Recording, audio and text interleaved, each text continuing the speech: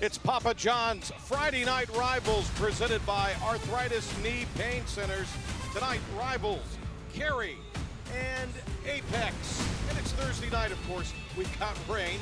Patrick Johnson, Jay Sonhalder. How much will the weather, because last year was a weather game, 10-7 was the final, so how much will all of this impact things today? Yeah, Patrick, I think it could be a big factor because of ball security. It's wet, it's slick, it's supposed to pick up throughout the night, so it's going to be difficult for both teams to throw the ball. I would anticipate this being a running game. Which team is going to win the turnover battle, be able to secure the ball, is going to have a great chance to win. So both these teams are kind of looking for this as kind of a fulcrum to have a better second half of the season. Yeah, midway point in the season, a conference game, a rivalry game, and this is a game they've been looking forward to, the biggest game on the schedule, and really a spark type of game to propel you through the rest of the year. It's a big rivalry game, of course. Madison will have more on that in a second, but Jay's got a supersized sunny spotlight because this is such a big game. We got two players for each side. Yeah, and there's so many players we could highlight tonight, but we'll start off with Cary, Sawyer Medlin, coming off the edge, defensive end and linebacker. He's got the first step quickness to get in the backfield. He's excellent in run support. He's a do-it-all player. And then on the offensive side, James Melvin. We'll see him playing running back. He can catch the ball well in the backfield. He's a key weapon for the Imps on the offensive end. I'd expect him to get a lot of carries tonight. Over on the other side for Apex, one of the top guards in the state's Brady Matthews. He's outstanding at run blocking, really getting up to the second level. He's very physical on that interior offensive line for the Cougars. And then Caleb Morrow's committed to East Carolina, the tight end at 6'6". He's going to be a big weapon in the passing game tonight, especially controlling the middle of the field and trying to be a vertical threat for Apex. What are the recipes to success for both sides tonight, the keys? For Cary, it's all about moving the ball forward, positive offensive plays and no penalties, and then stopping the big play on defense. You can't let anything over your head. You've got to tackle well. And over for Apex, ball security has been the focus area this week, and then winning on special teams, whether that's blocking a kick, making your field goals, having a big play. That's been an area they've really been trying to take to the next level. All right, Madison Little has more on this rivalry. Madison. The Old Wake rivalry dates back nearly 100 years, a game played between two schools less than 10 miles apart and on opposite ends of the railroad tracks. In this game, it means a lot to both of those communities. Apex head coach, Coach Mo, told us this is the only game of the year that matters to some people, so both programs really trying to hone in on that passion this week. The coaching staff teaching their team, the athletes, they're teaching them that history and importance that comes with the game. Coach Tyrants with Cary, he grew up here, so he knows all about it firsthand. Apex, on the other hand, they had alumni, teachers, and people in the community come out all week long to talk to the Cougars in practice, and you can feel the excitement on this field tonight. In the words of Coach Mo, there's a lot of hoopla surrounding this one, and it all starts when we come back right here on Friday Night Rivals.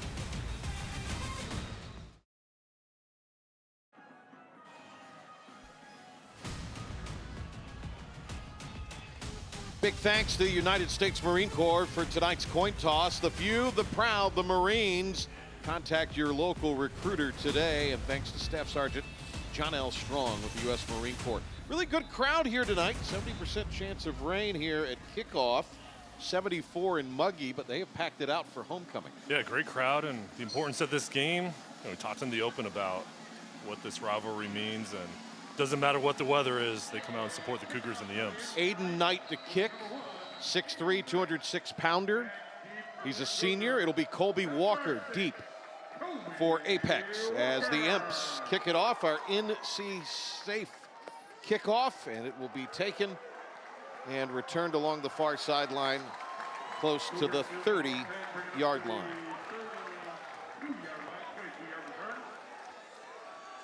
NC safe. If you own a gun, lock it up. Together, let's keep North Carolina safe. All green for Apex. The Cougars come out 2-2 on the year, but they are coming off a win against Panther Creek in the Southeast Wake opener. So they're 1-0 in the league. Coming off a 7-4 season a year ago. Morrow, who Sonny previewed in the open, is lined up in the slot now in the bottom left corner of your screen. It'll be Kyle Holes out to throw, and he's got Morrow at the 45 down to the 35-yard line. So a really good start here on the first play of the game and a pickup of 27 yards. Beautiful throws, a straight go from Morrow right up the hash. Beat the linebacker. Good speed with the positive play on the first throw of the game. Air experts, heating, cooling, and plumbing first down as Aiden Knight, the Sam linebacker, made the catch. Another throw, dropped it in the bucket. Nice reception by Omar Ansari, and another first down as they take it inside the UNC blue zone. So a fast start for Apex. Ansari, the leading receiver for the Cougars. Back-to-back plays through the air. Excellent throw. Very accurate from Kyle Holst, the sophomore quarterback. Blue Zone brought to you by UNC and GoHeels.com. Rain, light, picking up, but it's been pretty steady here all afternoon.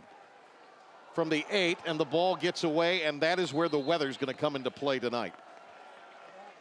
The wetter that football gets, the harder it's going to be to hang on to. Papa John's starting lineup. We've seen the offense for the Cougars come out, and already a couple of receivers have gotten involved in the action. A.J. Johnson. Andrew Johnson on your screen was the center last year. He's converted over now and is playing left tackle for the Cougars this season. So second and goals, they lost 11. Holes. That's incomplete. So they've gone downfield a couple of times, and that was a point of emphasis coming into this game. They wanted to take more shots down the field. And the Rain's not holding them back, being very aggressive, testing out the secondary for the Imps. 3rd and 19, Cary defensively. Run a 4-2-5. Medlin, you mentioned, all-conference linebacker a year ago. Keep an eye on Gus Ritchie on the other side, two-way player, defensive end, headed to NC State to play tight end. And that will be incomplete as Holes got lit up. And we have a flag coming in after Donald Haley Jr., the junior, made the hit. So it's going to be 4th down. I wonder if they got him for roughing here, or maybe it was something afterwards.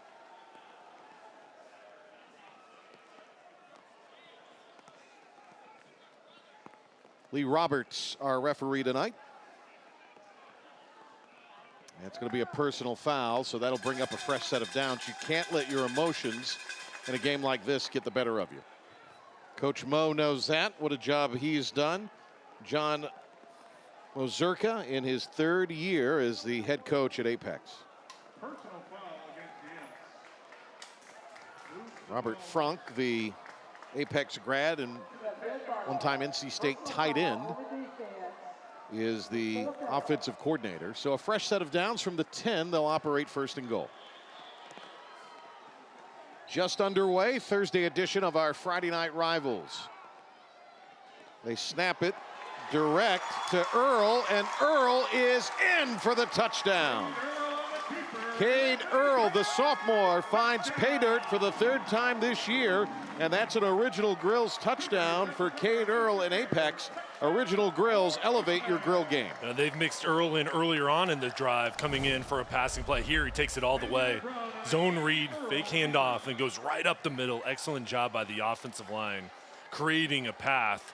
Excellent first drive for the Cougars, mixing in the run and going through the air to try to keep the defense off balance. Well, they told us they would go to a swinging gate, a special play on the extra point. It's going to end up being waved off as a procedure penalty. So the question is now, will they kick or will they snap infraction on the center? Still run the 2-point try. Looks like they're going to run the kicker out there, and it'll be Evan Beaver, who has been solid this year, hitting 8-point afters. He's a senior. Number 12, important for the operation here. Jay Hell is the long snapper. Cade Earl, who just scored the touchdown, is going to be the holder. So you're backed up. It's a soggy turf. Degree of difficulty on this given the rain. What would you say? Just keeping your footing, that's going to be the biggest key. Oh, big splash as he kicked it, but he was able to boost it through.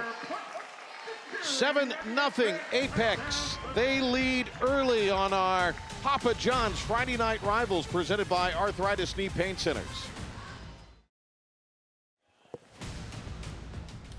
All right, there is Coleman Tyrants. Not calling the defense this year. Has handed it over to a couple of co-coordinators on offense as well, Courtney Duncan and his brother Shavar.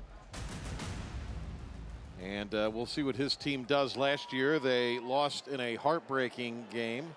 That was part of Ophelia that was dumping water in a tropical storm that formed off the Crystal Coast and made its way on here. This is the rain out ahead of what is now Category 4, even with Tampa, Hurricane Helene. So certainly our best wishes to those in Florida and in the Big Bend. That is really, really tough. It's time for the NC Safe kickoff. NC Safe, if you own a gun, lock it up together. Let's keep North Carolina safe. Beavers with a couple of Cary kick return men back, and that will sail out of bounds in the direction of Skyland Joyner. But he lets it wisely go out, and so that'll give Cary pretty good starting field position. The quarterback has been an issue. Nick Grinna has done a admirable job taking over the role this year. The junior, he was their leading receiver as a sophomore, but Will Vetter, who was the quarterback, and they were planning on him being the quarterback this season and next, committed to Virginia Tech in baseball in the spring and decided not to play. Concentrate instead on baseball. So the Cary Imps have only averaged 11 a game. Grinna, great athlete, but it's not a natural position for him at this time. So Grinna out to start things, and he'll take it himself. Turns the corner, and that's what he can do. To midfield, Nick Grinna with a really good gain on first down. He picks up 15, and that will move the chains. Papa John's starting lineups. Trey Blue is the excellent left tackle bound for UNC. Jalen Horn on the right side, the brother of NC State hoop star during their Final Four run. DJ Horn, you've got Grinna, and James Melvin playing with a cast. He injured himself in their first scrimmage, broken hand. And they want to get more going, especially with Gus Ritchie at tight end. Stay on the ground with James Melvin here. And Melvin, a short gain as he is wrapped up by Cade Earl, the Sam linebacker. They move him around a lot, the 5'10", 185-pound senior. Also a 4.25 employed here. Who do you like on defense here, Sonny? Well, this is a very fast, athletic defense, and right in the middle, Rocco Paolillo led the conference in tackles last year. Already 8 sacks so far at all 3 levels. Very sound, fundamentally disciplined defense. Papa John's, better ingredients, better pizza. Papa John's. Got a flag here on 2nd and long. You saw Avion Perry on that graphic, 99. Keep an eye out for him. Perry against Cary last year, 7 tackles, 2 tackles for loss, a sack, and a quarterback hurry. 5-yard penalty, repeat first And down. that'll be a procedure penalty on the Imps, and will back him up. One of the top mascots in all of the nation. The Imps. There's Perry in the middle, the big defensive tackle, 6 foot 270. He takes on double team blocks, so good at keeping a low pad level and getting penetration in the backfield. That's the strength of their team, their front 4. They can get after you. In motion goes Gus Ritchie. Are they going to throw his way? Yes, they are. Ritchie the grab near side, and Ritchie out of bounds inside the 45. Gets it to the 44, so they pick up that yardage they lost and then some more, and it sets up a very manageable 3rd and 5. And that was a great job getting Grinna out on the run, outside of the pocket, and then Ritchie going out in the flat, finding different ways to get him the ball will be imperative tonight. So 3rd down, we'll call it a long 5 here. They have to get it to about the 39. They'll scrimmage from the 45.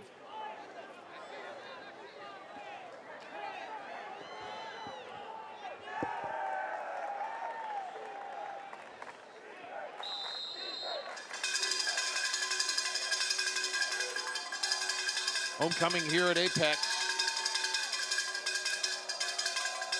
Movement up front, and that's going to be against the Cougars. Could be a first down. Dead ball, encroachment on the defense.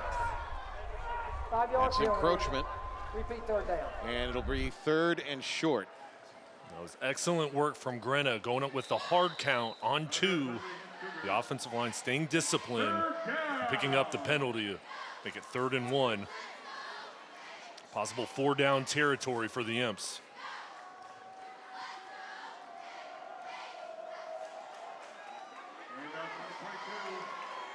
First down run, right side. The chains will move. And that is James Melvin, who came in with 100 yards rushing on the year. Give the first down for Air Experts Heating, Cooling, and Plumbing. And you can schedule your tune-up today at airexperts.com. You can see that right hand taped up with the club. Melvin playing through pain, so physical, plays on special teams as well, and the coaching staff just raved about his toughness and his will to compete. So far, so good on this possession. Fresh set of downs and a trips to the left. Ooh, Melvin got stuck. Big hit. Slipped, and I think that also caused that from Taz Clayton to look a little more sinister than it was. The junior linebacker coming up in run support. Ooh. Excellent job just No, he didn't staying low slip. and finishing. He just put his shoulder into him. How about Taz Clayton? 5'6", 155 pounds. The junior comes in second on their team in tackles with 25. He's just got a nose for the ball, and Coach Mazurka talked with us about his talent and the way he can run to the ball, diagnose the offensive sets, and it's the playmaker on the defensive end. So last year in the rainstorm, just 5 passes attempted for Cary in the whole game, 1 tonight. And this is how they kept it close a season ago. There's a penalty against the Imps, so that'll back them up 5. We'll do first down again. Ritchie could not get that one. It was too low for him. So Gus Ritchie, who's their leading receiver, second leading receiver. Make that their indeed leading receiver, the all-state tight end. Could not get his hands on it. Missed a game earlier this year in a concussion protocol. That was their matchup against Inlow in the second week. They've played 3 of their first 4 games on the road, have the Imps.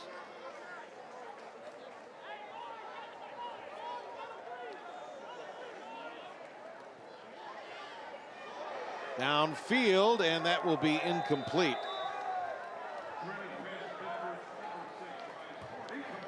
Grenna with the good arm, trying to get the ball to Elias Korn.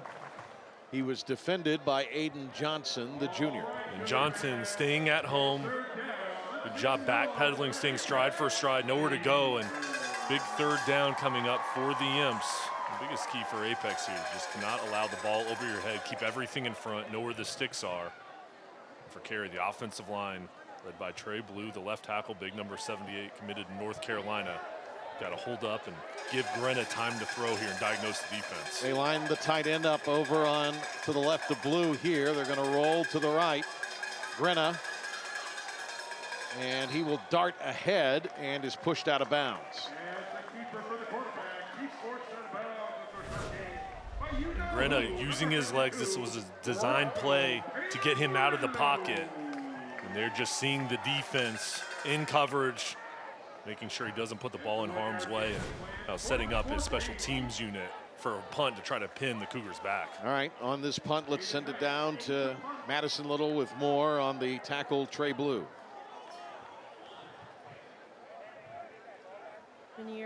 He started his football career his freshman year more interested in cars than anything else, with no plans of playing after high school. Wanted to go to trade school and do something with cars, but he never really saw his own potential until he met Coleman Tyrant, his head coach, who saw it and encouraged him to keep on playing. And now this is the focus of his life. He plans to go to UNC next fall, play football, and get his degree in business. So one day, guys, you may see him owning his own business, not going to trade school, but it definitely will have something to do with cars. Back to you guys. Well, great story. Thank you, Madison. And that punt out of bounds, and now it'll be a starting field position at the 21-yard line for the Cougars, who came out in a hurry on their opening drive. Holes will hand it to his back, who gets good yardage on first down. That is Caden Dupree, who was a 1,000-yard rusher as a JV player. Got a lot of carries early on. They had dialed it back recently. Came in with 349 yards, and he picks up 5 on his first carry of the game. He'll get it again. Finds the hole. First down run, 45, out to the 48-yard line. He wanted a flag.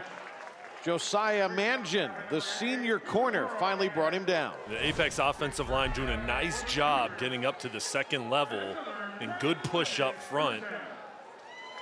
And getting that secondary for the Imps coming up in run support. So an air experts heating and cooling first down, and that time a run attempt stacked up. Not a whole lot of room there. But a very nice tackle made in the open field by Haley.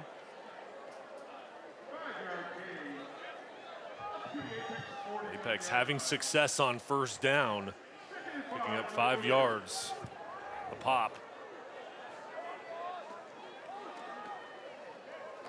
Another good run.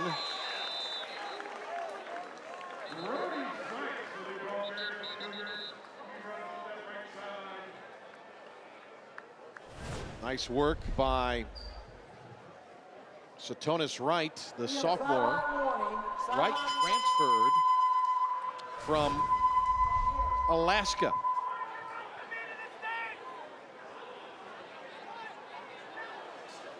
Both teams, one ball on the ground on the previous drive.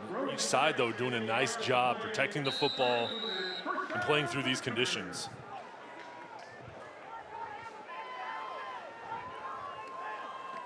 Wright again, and Wright inside the 40 down to the 36-yard line. So the sophomore getting the bulk of the carries here on this drive.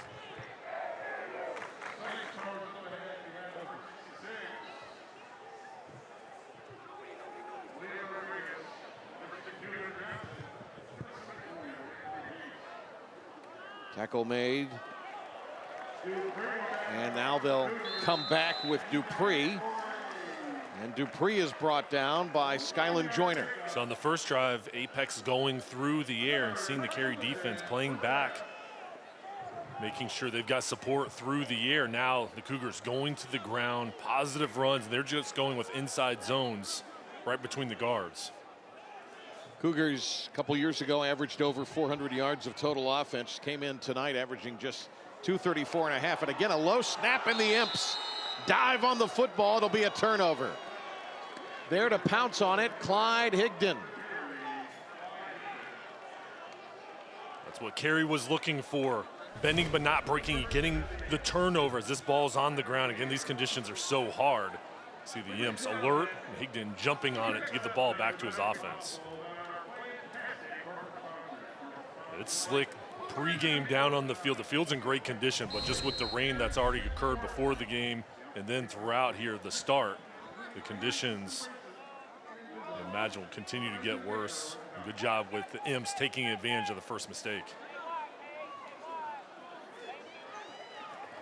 And slipping on that slick turf is Grenna. Right now, we're in a spot where if there is any rain, it's very light, if there is any at all. And we have a pretty good window, but the heavier stuff is coming. Could be here in the second half, so it would almost be paramount if you're Cary to get something going on offense here in this quarter and in this half. Really for both sides, because the conditions are only going to get worse as we go on tonight. And you see the rain falling there. So great shot by our crew. Grenna after losing a yard, 2nd and 11. Oh, nice. Hit his man on the run. A couple of Apex defenders crashed into one another. And that is going to be Eliza Hill, the senior, taking it to the house. Big play on the post. That is a 73-yard catch and score on the Original Grills. Touchdown elevates your grill game with Original Grills. Excellent work by the offensive line, giving Grenna time to throw. There's Hill just splitting the defense. 6'3", 235-pound tight end. taking it to the house and a huge play for the Imps, the explosive play that they're looking for. They look to even up the score, but for Cary, as we see a penalty down, it's a good job taking advantage of the turnover. Flagged him for, I think, tossing the football down, spiking it in a sense. And boy, if you're Coach Tyrants, you can't be happy with some of the mistakes your team's made just because they've gotten a little too emotional. This is a rivalry game and everything matters. These early penalties and something they've focused on, making sure they clean that area up, and you can't fault them for being excited. We'll see what the call is. They've got the official mic. Let's see if it works. First, he's gonna, looks like, catch up with Coach Mo here.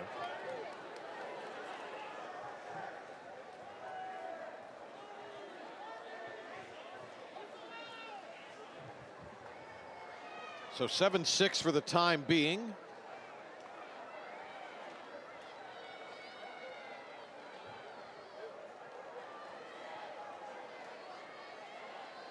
Touchdown's good. After the play, dead ball, unsporting on Cary. That will be enforced on the try. So this changes the try a little bit. Is that right? Looks like they're going to move back the extra point attempt. Now, will Cary stay out in the field?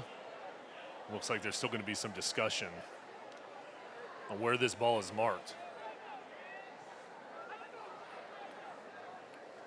But with the conditions, this will be a long extra point attempt. Longer than the one earlier, and Madison is on the field here. What do you have, Madison?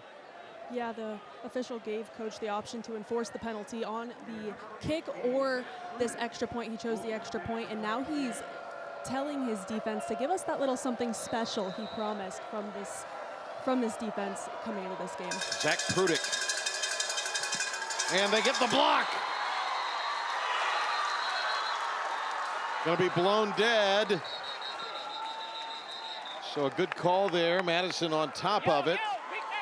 And a great job to block it there by Rocco.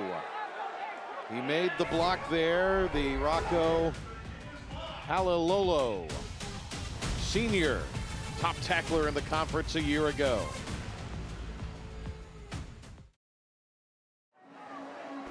Stay tuned for the medical game plan. It's brought to you by the North Carolina Department of Health and Human Services. So they got the Cougars for an unsportsmanlike Clayton after the block, following Paolilo's block. And so this is being enforced on the kickoff. And the Imps should be able to park this into the end zone, or at least pin them back deep. Aiden Knight, who just had that kick blocked. It's been a struggle on PATs for him this year, but he's got a chance here, and I would think Sonny he'll put this in the end zone easily. Well, I think in this situation, you may want to squib it and see if you can get the ball rolling around or try to pin them back. Yeah, good call. Let's kick it right down the middle, as you can see kind of that dirt area. Time for the NC Safe kickoff. If you own a gun, lock it up together. Let's keep North Carolina safe.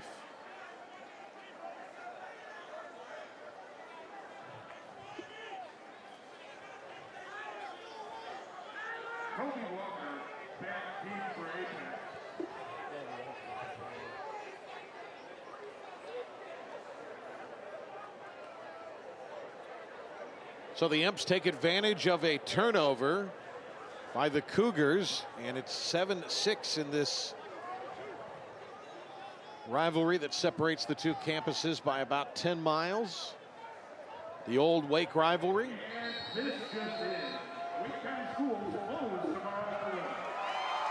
made the announcement, Wake County Schools closed tomorrow. That might be the biggest cheer of the night. Huge ovation.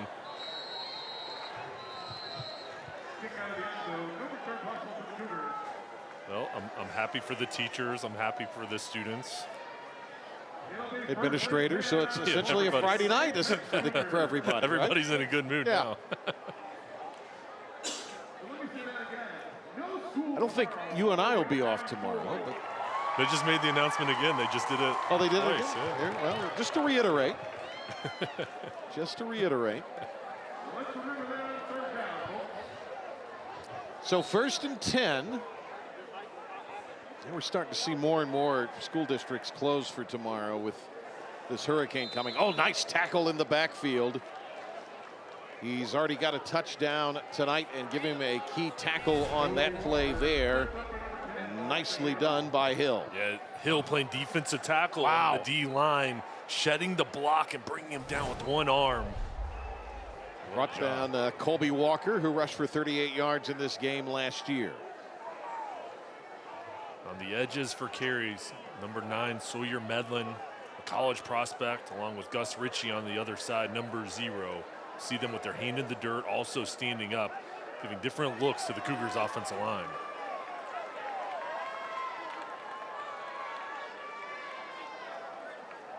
Medlin tried to make the tackle. Nice block, though, and his teammates run to the football. Cary Bain leading the way, 44. And Medlin, very physical, taking on the double team blocks to allow the linebackers to scrape over to make the play and set up a 3rd down. And Apex has been aggressive through the air. Normally, I think 3rd and medium, maybe keep the ball on the ground with conditions. Early on that first drive there, they were going through the air and having success. Medlin, by the way, his dad played at Cary, so he knows about this rivalry between the two.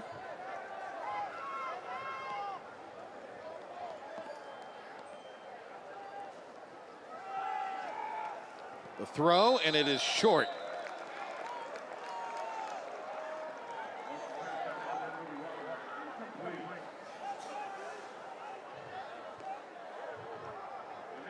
Now, this is an Apex offense that comes in just 94.5 yards passing through their first 4 games, and 18 points per game is what they're scoring. That's half of what they were averaging a season ago. Well, they're very pleased, though, with their young players coming along, progressing.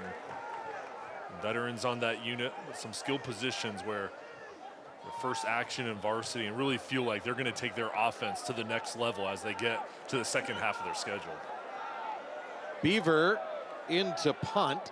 Apex has nobody back to return it. The gain was back there and the neighborhood just in case, but they decide not to return it, and it'll be downed at the 32. So that is a 44-yard punt. Nice effort by Beaver there, who was averaging 33.5, so that'll help the old average. Flipping the field position, nice job by the special teams unit. It is so difficult with how wet it is down there. Just to snap it, hold it, and kick it. The execution has been on point for the Cougars. And if you're Cary, you had success going down the middle of the field. Watch the Imps try to go play action for another big play through the air.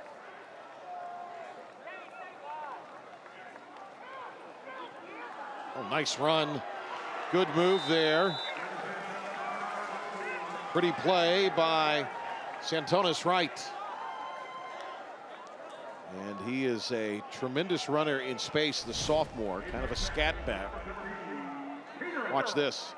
He's their leading receiver as well, and Coach Tyrant's just so pleased with his production and what he brings from the running back position, getting those tough yards. He's very physical in between the tackles, but he's got the speed and the quickness to make you miss. Gain of 5, he'll get it again. Lost his footing, may have got tripped up. Looks like Makai Brooks was the one to trip him up. And it will be Paylillo, and I think the field monster got him. Yep, sure did. Paylillo was there. Paylillo, 10 sacks last year, already 8 on the year. Led the conference in tackles, all-conference performer, just an enforcer, leader in the middle of the defense. 5 tackles for loss. That gives him number 6 there. Maybe one of the easier ones he gets this year. Grena throwing down the sideline, has his man spotted at the 49, and he'll weave his way down close to the 35. Great grab by Elias Korn, the junior. So Korn takes it down to the 36-yard line. And Cary's been rolling Grenna out to the right, moving the pocket. This is an accurate throw to Korn. He gets behind the linebacker, just sitting in zone coverage, and then the focus to not only catch it, then get yards after the catch. Very impressive from Grenna to Korn, moving into the Cougars territory. 29 through the air, and it'll be 1st and 10. And our first down for Air Experts Heating and Cooling and Plumbing. Schedule your tune-up today, airexperts.com. Here comes another penalty marker. Cary went with a power formation with 2 tight ends with Medlin and Ritchie. Grenna banged up against Inlow in week 2 and then got hurt in their game against Green Level in the first half last week. Didn't return to the game. And they were effectively shut out, were the Imps, 30-0 by Green Level.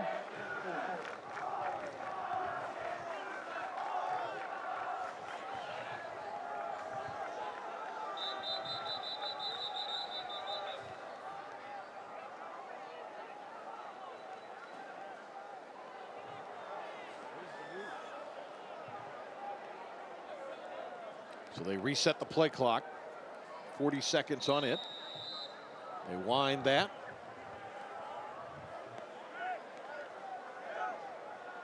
.23 on the game clock, and it's another encroachment for the Cougars. Encroachment on the defense. Well, the penalties are doing quite a bit to aid the Imps here. Yeah, and really you can see the offensive line, the whole unit for Cary, very pleased after they get those calls going their way and getting easy yards as they continue this drive. That was the focus area for them, was cleaning up their penalties and minimizing mistakes, and right now they're taking advantage of it.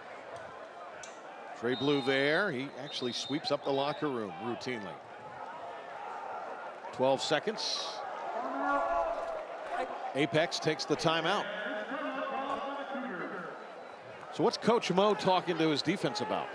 In this situation, all right, guys, let's get everybody on the same page. Stay disciplined. Let's make sure we watch the ball.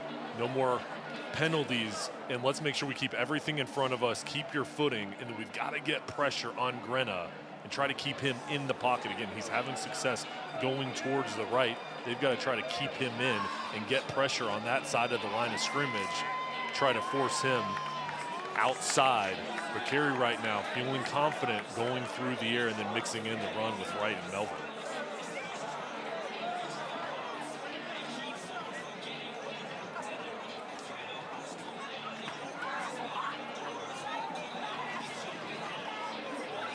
Homecoming here.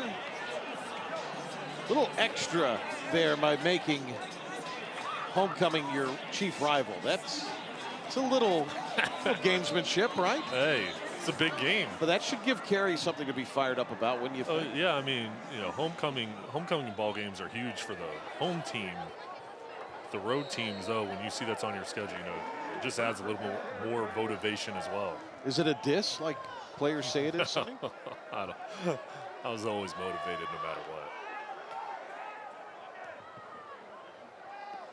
Korn motions back. Pressure coming from the weak side, slow to get there, and Korn hauls it in. Korn down the sideline, and Korn picks up good yardage on first down. Oh, we talked about Grenna rolling out towards the right. Here goes to the other side, going against his throwing side, and Korn with a quick out route, and Cary having success going side to side. We'll see if they try to attack the middle of the field. Grenna came in completing 51% of his passes, and it will end the first quarter after a 7-yard pickup. It'll be second down when we come back. It's Papa John's FNR, presented by Arthritis Knee and Pain Centers from Apex.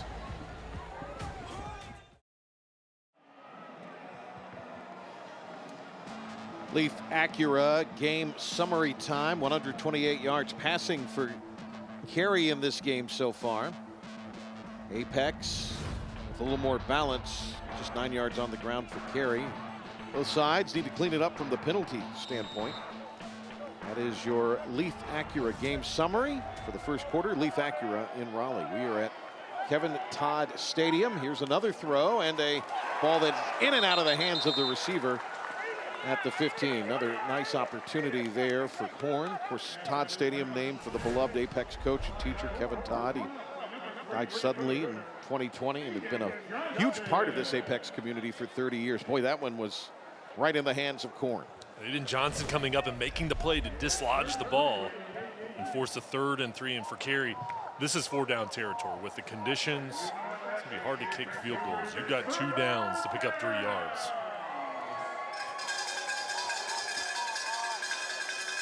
Would you go on the ground here? I would go on the ground twice here. They do to Ritchie on the end around, and he rumbles for a 1st down. Not a bad candidate to give it to. Yeah, 6'3", 245 with speed and power, and he's committed to NC State. He had an offer from Georgia, Michigan, Notre Dame, Miami, literally everybody in the country, and they've seen his talent playing both ways. And here on the offensive end, on a big 3rd down, he just barrels his way through. Deep into the blue zone here are the Imps. UNCGoHeels.com. Ball at the 11, so they don't have to get a touchdown. They can get a fresh set of downs if they get it to the 1, but they want to punch it in for 6 to the Cary Imps. Winless on the year, couple of backs either side to Grenna.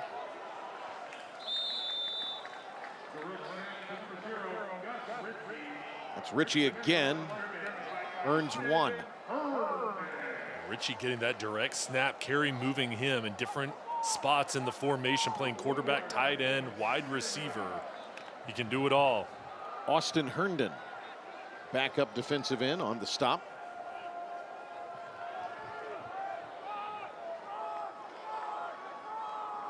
Aiden Knight split out to the bottom of the screen, but they run away from that side of the field, and Ritchie is pushed out of bounds. Paolillo will be the person to escort him out along that sideline as he picks up more yardage.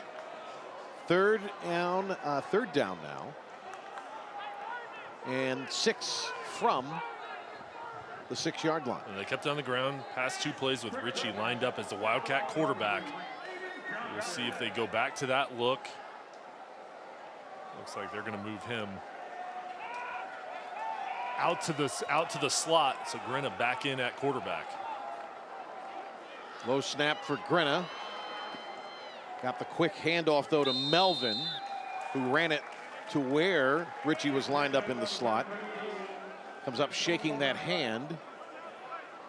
Picked up a couple, so it's 4th down. And the kicking unit coming in as Melvin drives his legs forward to get more yards. Each kicker having success in pregame, kicking the ball. And again, as these conditions worsen, these kickers will just have to adjust. Each coaching staff having confidence they can kick in the rain. 23-yard try here for Prudich. Hooks it through the uprights. 9-7 Imps. Cary with a couple of impressive drives here in their last 2 possessions. They've done it through the air and on the ground. Positive plays, that was their goal throughout the week of practice. And you see the emotion going over to the sideline. In a rivalry game, so important to get off to a good start. There's Trey Blue, the North Carolina commit. 6'6", so athletic. What a future he has, a leader for this program, and has grown up with so many of these kids, such great close relationships. And he's become more vocal this season. So. He has, and there's Coach Tyrants over there motivating his team. And on the Apex side, you know, these teams last year, very similar conditions with the weather, close ball game. You know, we expected the same thing.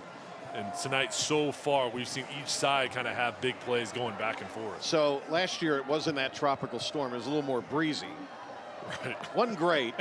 And then you and I had to drive west out to Clemson. Where did you drive afterwards? I drove south. I forget where the Charleston, game was. wasn't it? Yeah, somewhere down south, yeah.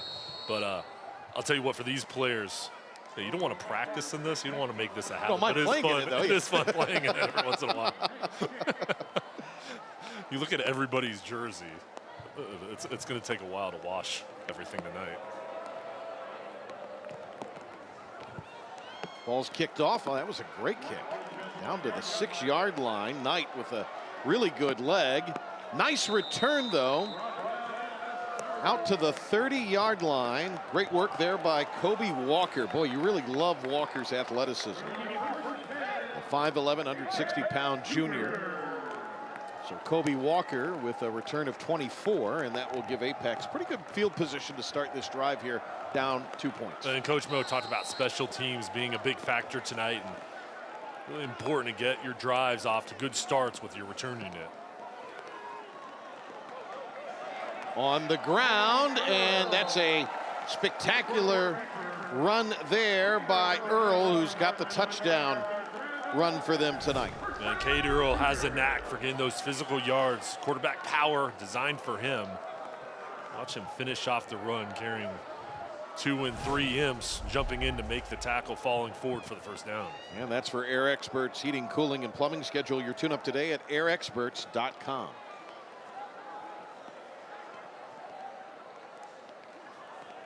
Again to Cade, but this time he's met. Ritchie got back there to him, brought him down at the 39. That will be a loss of 3 as the rain starts to fall a little bit harder here. What a great crowd, though, here tonight at Todd Stadium. Oh, awesome atmosphere.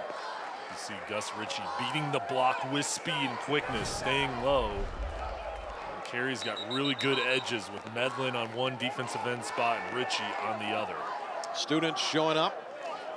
Probably got on their phones or on Snap and said, hey, no school tomorrow. Come on out. Is that what they did on Snapchat? We'll go to Madison. She would probably, that's more her generation. I'm not sure. I just heard her talking about it one day. Up the middle.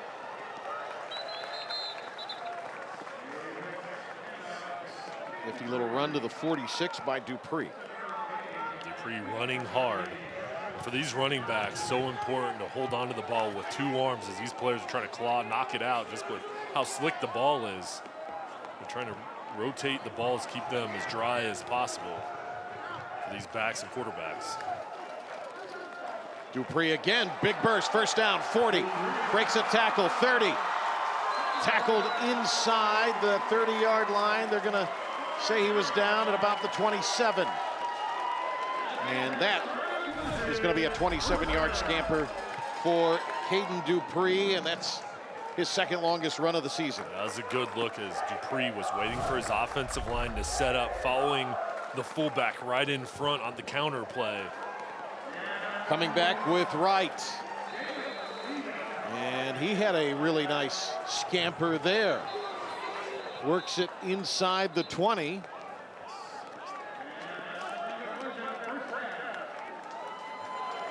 We'll take a timeout. 7:42 to go, and the Cougars are on the march. Stay tuned for the U.S. Army halftime report. We'll have this week's Tatum and Atkinson Scholar Athletes, interviews, highlights, and more. United States Army, be all you can be. Patrick Johnson, Jay Sunhalter, and Madison Little, Val Venable, our producer. And that is a handoff. That will go to Cade Earl. And Earl, a big part of the game plan with quarterback designed runs. He's getting the sideline direction from the coaching staff. But he's been very good distributing the ball and also calling his own number. 2nd and 5 from the 12. Oh, ball put on the turf again. It slipped out of Sykes's grip on the exchange. And he and Earl are trying to get on the same page here. It's a fake counter zone read, and the ball just pops out, and it's difficult when you either hand the ball off to the back or pull it for yourself. And each guy just a miscommunication. Lucky to jump on it. So now Holes comes back in on 3rd down at quarterback. He'll hand it off to Sykes.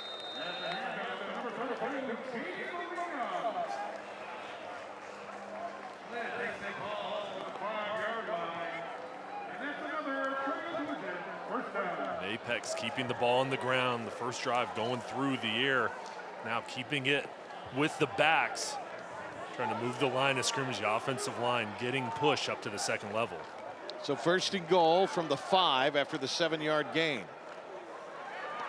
Up the middle they go with Dupree, and he's very close.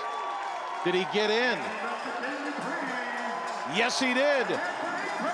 That is a Caden Dupree touchdown. And on the board go the Cougars.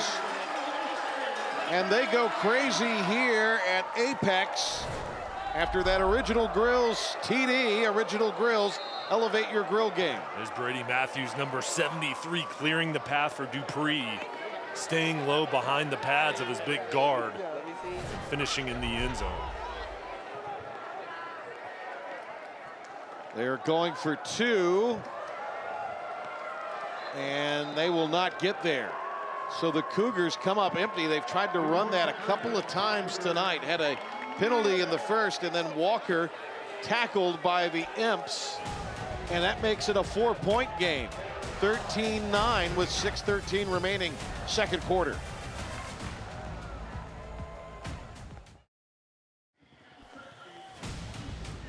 Fans, stay tuned for the medical game plan. It's brought to you by the North Carolina Department of Health and Human Services.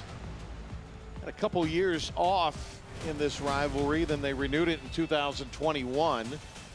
And that was the year that it was 22-0 in the first quarter. Apex and Cary rallied to beat them 53-42. So as we've seen here tonight, as we saw last year covering this game, you never really know what to expect when these rivals hook up. Yeah, I mean, we expect this to be a close ball game.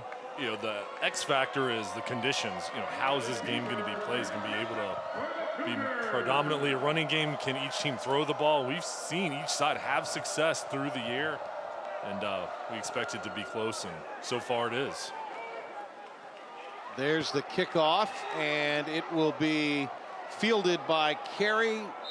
They're going to have really good field position to start here out near the 40. A little bit of back and forth away from the ball, and here comes a flag. A couple of them, in fact.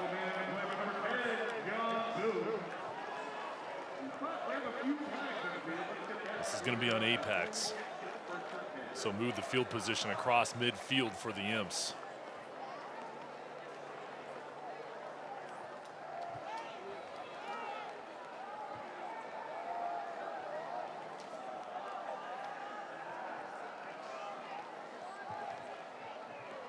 So early on, the Imps had some field goal or some penalty issues that were really aiding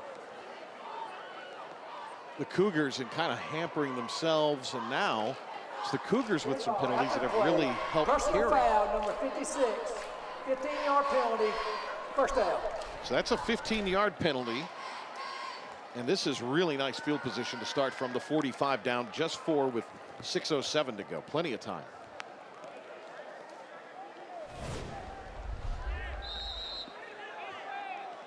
See it right up there at the top. Yeah, can't do that. Back to live action. Wright slid down. Santonis Wright, the sophomore.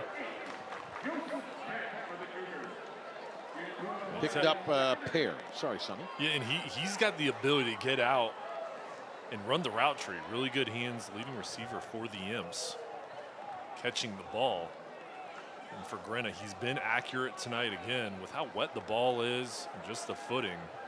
Each quarterback for both teams throwing the ball well. I'm not throwing the way of Aiden Knight tonight. Number 1, way up there at the top. Grenna tried to go underneath, threw into triple coverage, wanted Richie. Incomplete. Richie, a U.S. Army Bowl participant.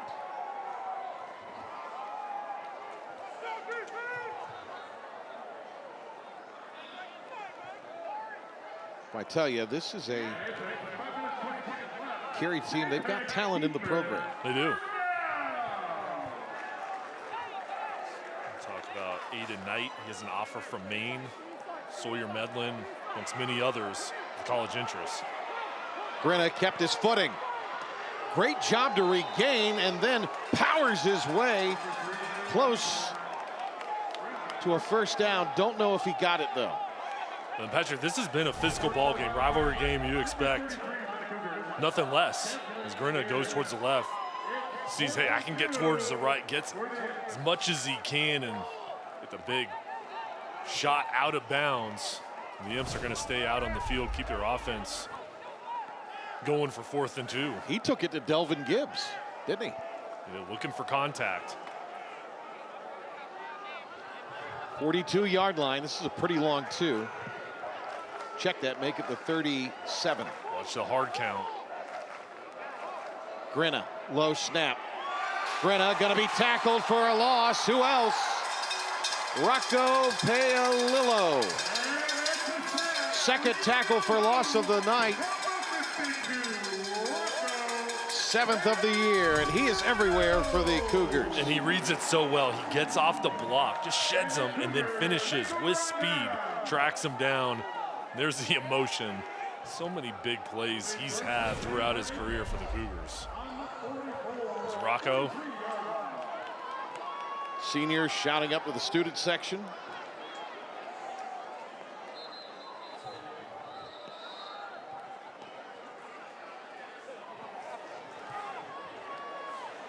That play, not only does the defense get off the field, now the offense is going to have good field position to start their drive. So the Imps burn a timeout here, leaving them with 1. 4 minutes, 23 seconds to go.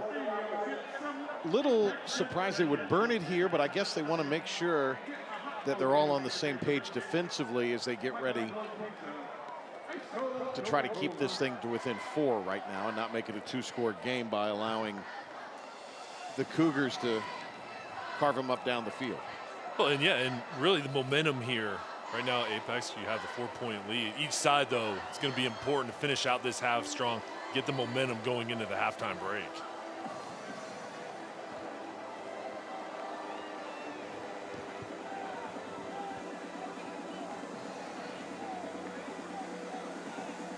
Cougars raced out 7-0, and then after a turnover, Cary got back in it. A penalty.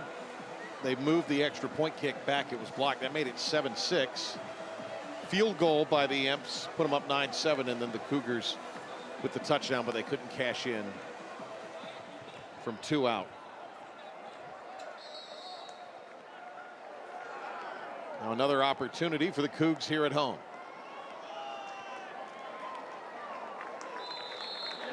They will stay on the ground. And they had success with Dupree on the ground last drive. And for Apex, you'd imagine the goal is drive and a touchdown and use this clock. Just churn it down to leave the Imps with no time left and go to the halftime break.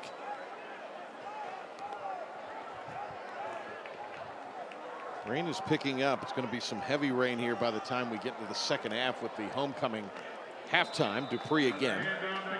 Now they're going to run Jaden Molina back in. We've called Molina everything but his name, but we got everything sorted out. There goes Dupree.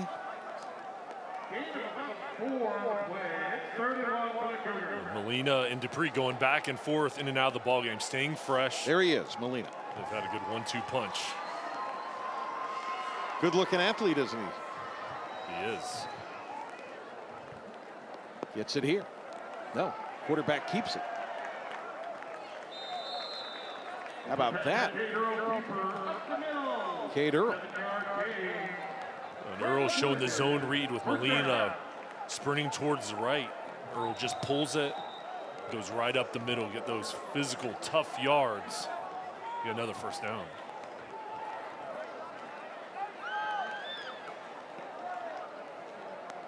First and 10.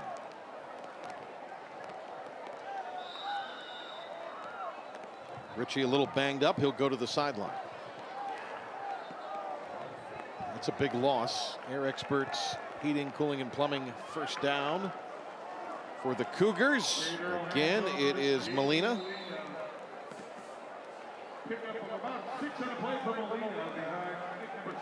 We urge you to schedule your tune-up today at airexperts.com. counter. The defensive line for Cary getting some penetration. A couple yards picked up. Hill rode him down. Molina out. Cade stays in at quarterback. Now Walker will go to running back.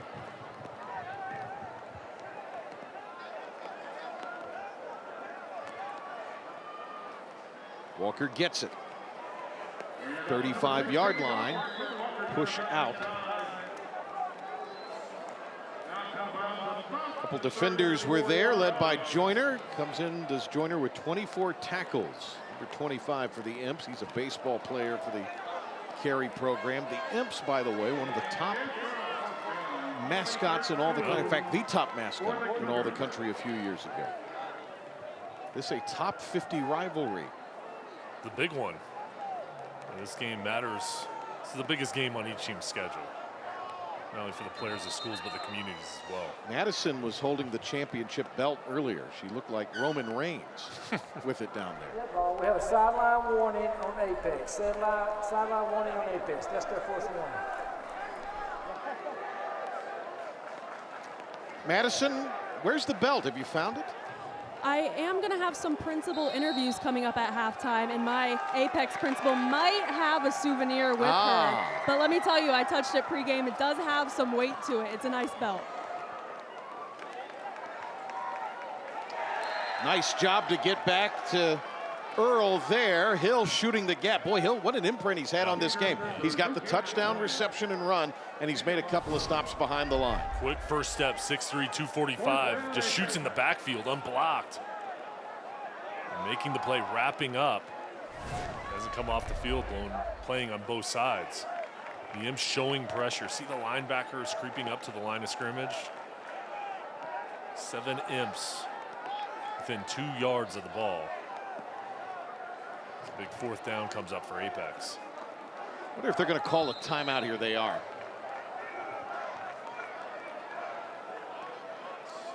Well, with NXT coming to CW, one of our sister station there, she could be on it. Could Madison with the belt, right? Yeah, I felt the belt before. I mean, it is heavy. Official. It's the real deal.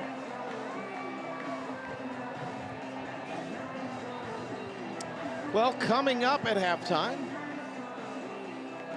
we've got the U.S. Army halftime report. This week's Tatum and Atkinson Scholar Athletes. Interviews, highlights, and more. United States Army, be all you can be. How about season coming out here? Boy, what a trooper. Presenting those awards on a night. Yeah. Cool stuff. The rain, the traffic. Oh, the traffic. Everything. Oh, there's the belt. There we go. There we go. There it is. It's the thing now, you wear it over the shoulder. You don't wear it around the waist like they did in the old days. She carried on the shoulder.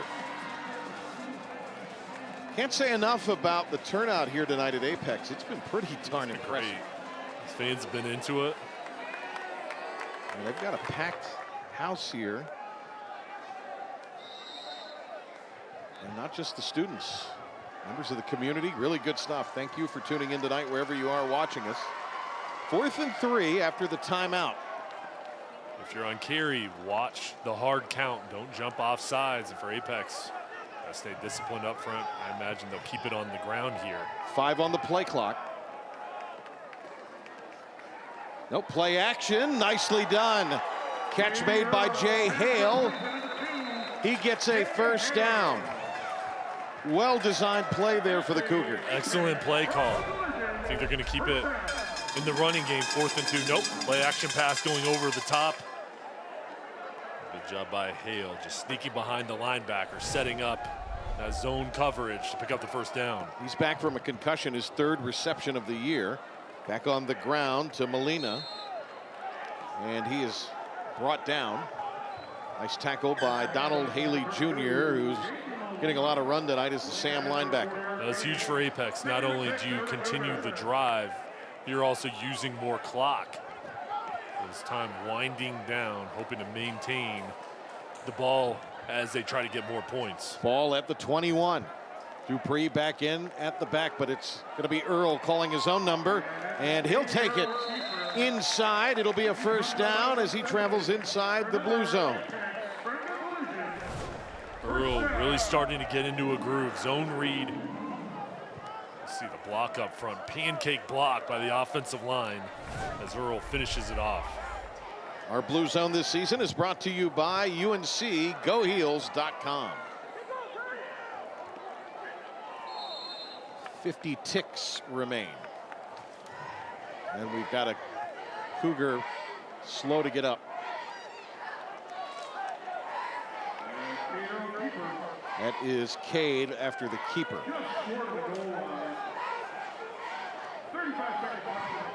Second and goal after the gain of 8. Ball at the 2. Cade will hustle off.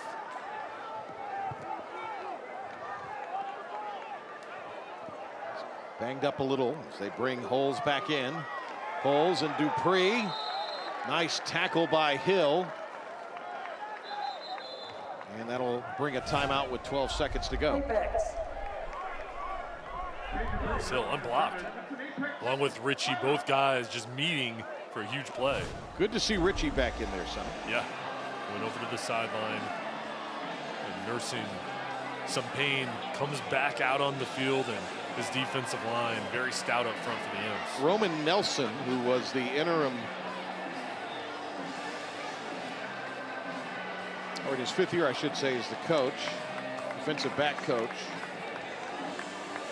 As we mentioned at the offset, Coach Tyrese used to call the defense. He stepped away this year, more of an oversee CEO kind of role. And he's there, very interested in what Roman Nelson was dialing up. Do you go on the ground here, or do you throw since you're out of timeouts if you're the Cougars? You got the ball at the 2. I think you've got to throw it here. Try to get the quarterback out on the run, because if you don't get it, the half's pretty well over. You're not going to have time. So I think you've got to get it in the air.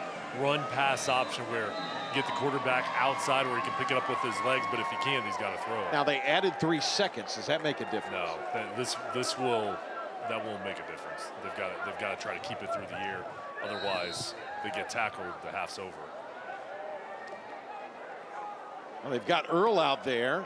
He will try a pop pass, and he finds his tight end, Murrow. The old Tebow pop pass. Caleb Murrow, his first touchdown reception of the year. And that, for Murrow, who's bound for East Carolina, will be an Original Grills touchdown. Original Grill, elevate your grill game today. Speaking of elevation, how about Earl on the elevation? Well, this looks like it's going to be a run, and then Earl at the last moment, as the pressure comes to his face, finds Morrow just hiding in the end zone, releasing late. Excellent play call at the perfect time. Sneaks in the upright to go up 11. Morrow last year led them with 30 receptions, a couple touchdowns. He had 3 of those catches in the game at Cary, including a big catch that set up the Willis 52-yard game-winning field goal. And they'll line him up out at wide receiver as well as in line. 6'6", just big kid with good speed, the hands, and they're in the end zone. He's such a big target, so difficult to defend. 6'6", 245. There's been a little thought, too, that maybe he could be even an offensive lineman at the next level. Yeah, he's got a lot of talent, bright future. I love how Apex has used him in the deep passing game to open up the game. Ran a straight go route there in the red zone area where he can be so dominant with his size. He's a very good student, too.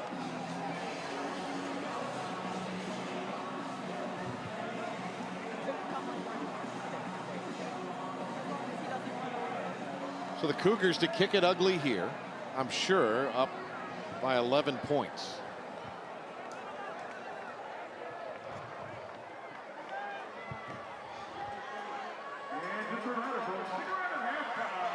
Imps will have Joyner back.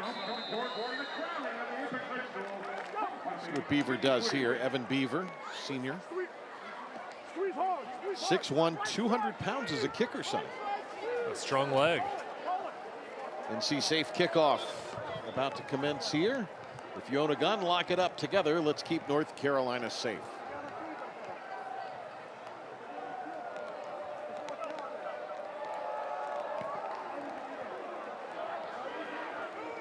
get to it, and the Imps do.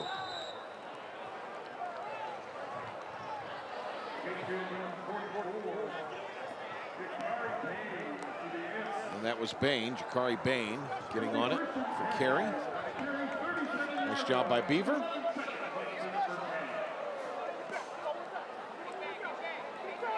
Coach Mo telling his defense to stay back, keep everything in front.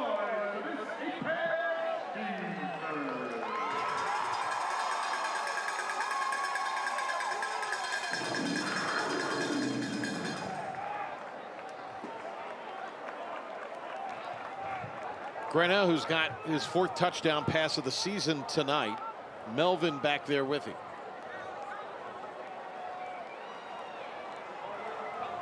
Throwing it deep. Batted down. Wanted Knight. Knight hurt his knee last year against Apex. There he is. 5 seconds to go. Cary trying to take a shot, see if they could get something big through the air. Do you run something that's more geared towards a screen here, if anything at all, if you're going to go in the air? I think you may go something short, see if you get yards after the catch and see if something will pop. Grenna keeps it himself. And he got pushed out of bounds, and then he and Payalillo, and now we have a block trailing the play, and that'll result in a personal foul.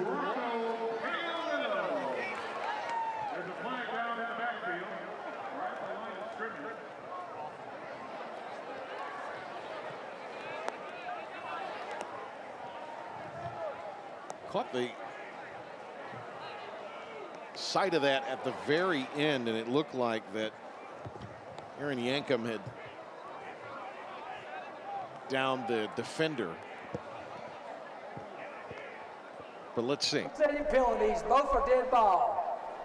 Dead ball, personal foul on Apex. Dead ball, personal foul on Cary. Those penalties were all set in the quarter.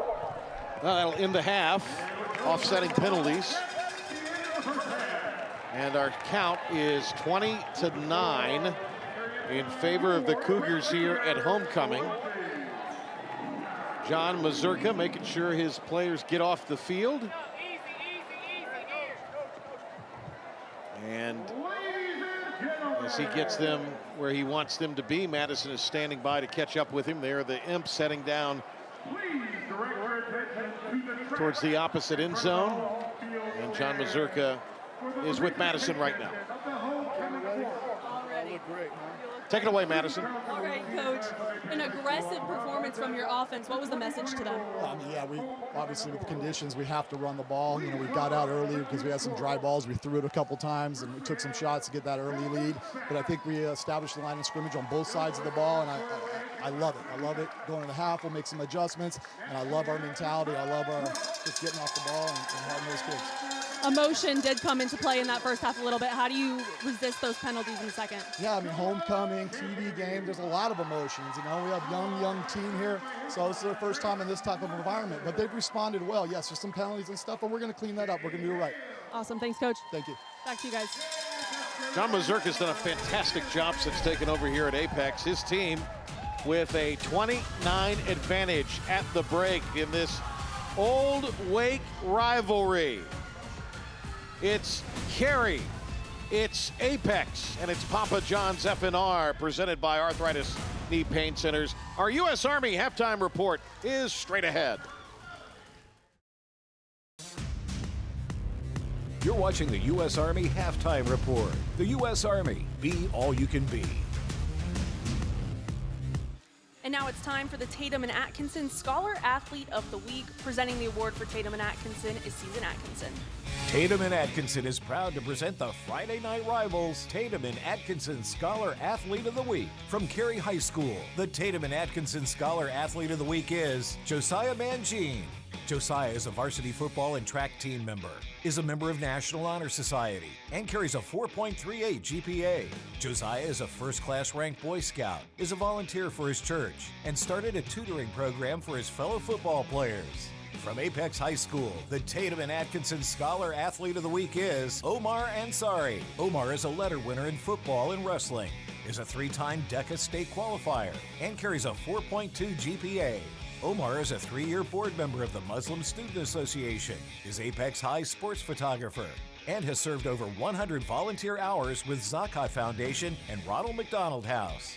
Congratulations to our Tatum and Atkinson Scholar Athlete of the Week. This All-Star is now entered for a $5,000 scholarship at the end of the season. Tatum and Atkinson. Injured in a wreck? Call the heavy hitters. Once again, congratulations to our Tatum and Atkinson Scholar Athletes of the Week. And now I'm joined by the assistant principal for Cary High School, Jeremy Barefoot. What does this rivalry mean to you and to this Cary community? This rivalry is everything. Confirmed earlier tonight, this is actually over a 100-year-old rivalry. So arguably the most storied, most historical in Wake County, and we're ready to get it done for the Imps tonight. So it's a close game. It always is. We're excited to be here. And it's on Friday Night Rivals, of course. How important is that exposure to your athletes? It's hugely important. The guys love this. Our coaches love this, obviously. We've got, a pretty good student section that turned out. School was officially canceled for tomorrow, so this has become a Friday night game. So we're still considering it Friday Night Lights in every sense of the word, and we're really pumped to be here. All right, and we have some homecoming stuff going on, of course, but we will be back with more of our U.S. Army halftime report right after this break.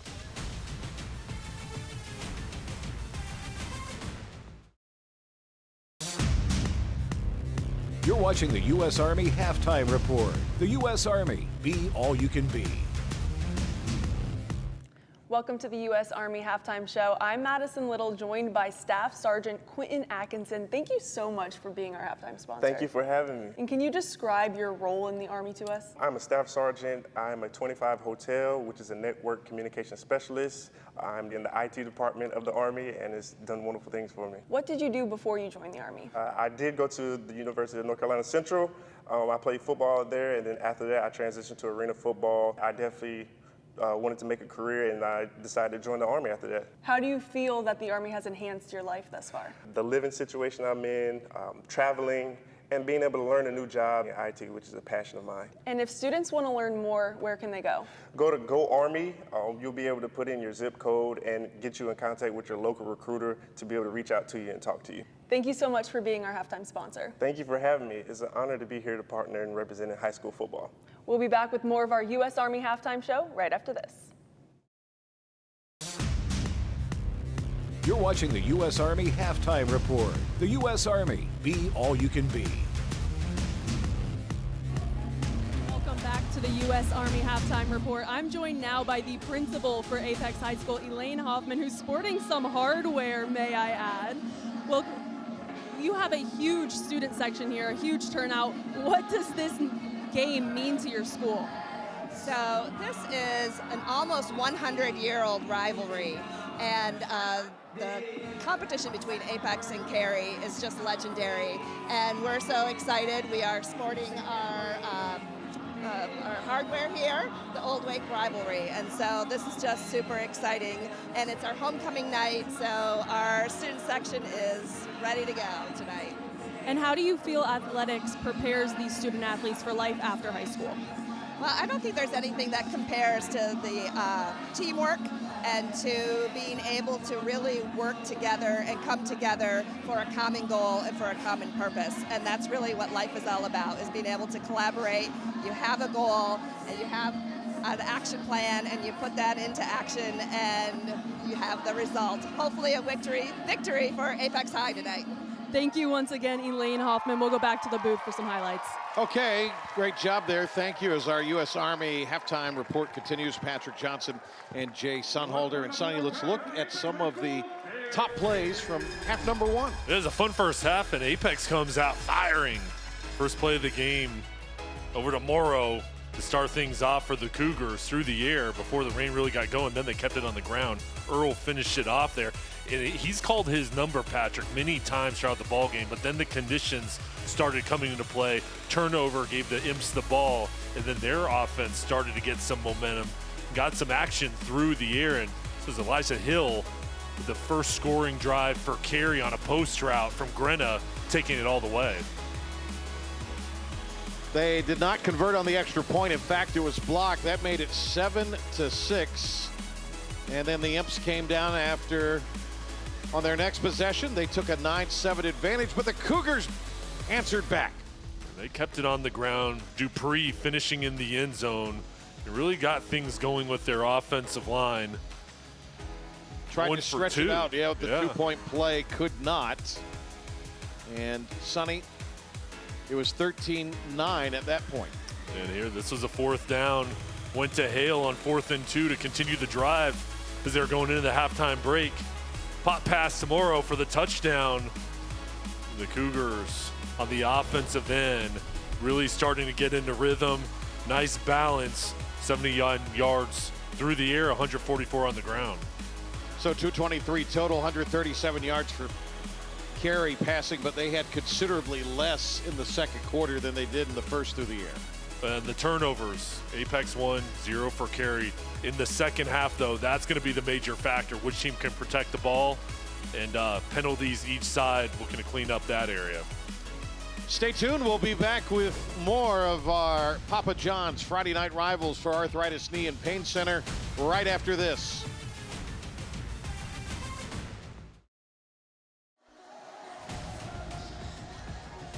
Halftime here, the rain falling. Madison Little talked with Coleman Tyrants, the head coach of the Imps.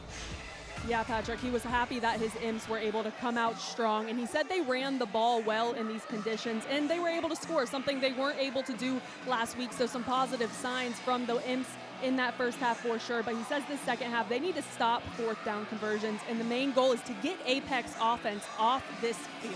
Back to you guys. Madison, a quick question for you. It's starting to rain down there. How are the conditions? How is the field looking from your level? It's definitely wet down here. There's about an inch of a puddle under my feet as I walk up and down the sidelines. The guys are covered in mud. It looks like something out of a movie, Patrick. Well, both these teams are hoping for a little bit of a storybook finish here on homecoming for Apex. Cougars have picked up 2 wins in a row in the series, which is 100 years old. Great stadium. They redid this athletic facility a few years ago. It's really nice. They have a great practice field right over the visiting bleachers. There's the box. Outstanding press box for us. It's one of the best. Say come back to Apex anytime. What do you say? We'll be back. Madison, if it rains down there, feel free to come back up here. Come to the press box. Well, it's been raining. Well, she's doing it without an umbrella. She is.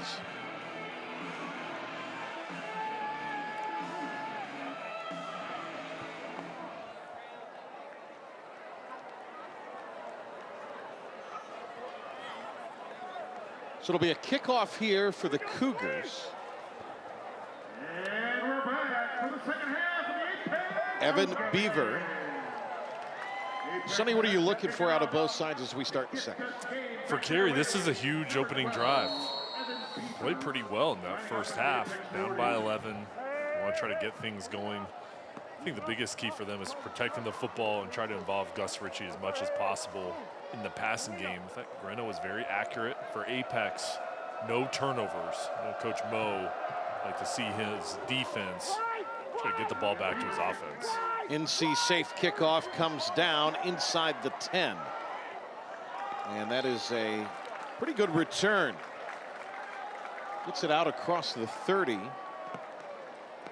Nicely done there by Cary as it was returned by Wright. And now that'll set up 1st and 10. 31-yard line is where the Imps will scrimmage from here. Didn't score last week against Green Level, as Madison noted at halftime.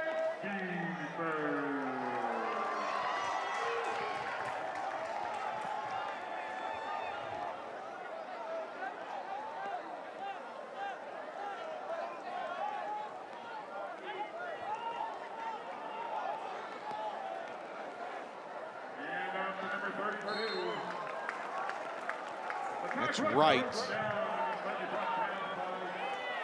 Number 99, And Avion Perry.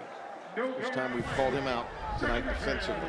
Apex front seven really stacking the box, getting in the backfield, nowhere to run for Cary.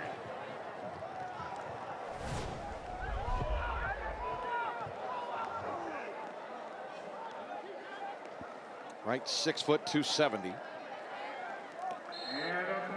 Got to think if Wright wants to go somewhere, he'll have an opportunity just on his measurables and the way he plays up front to get some interest from somebody at the next level. He will. He's got the size, and he plays with tenacity, really hard. Good work ethic. All the skills necessary to succeed at the next level.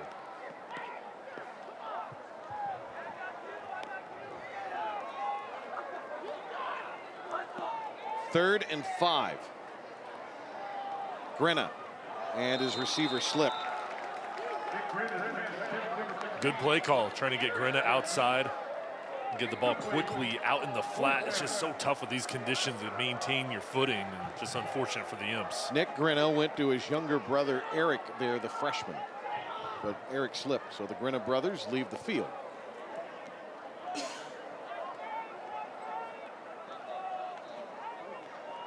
Here comes the punt.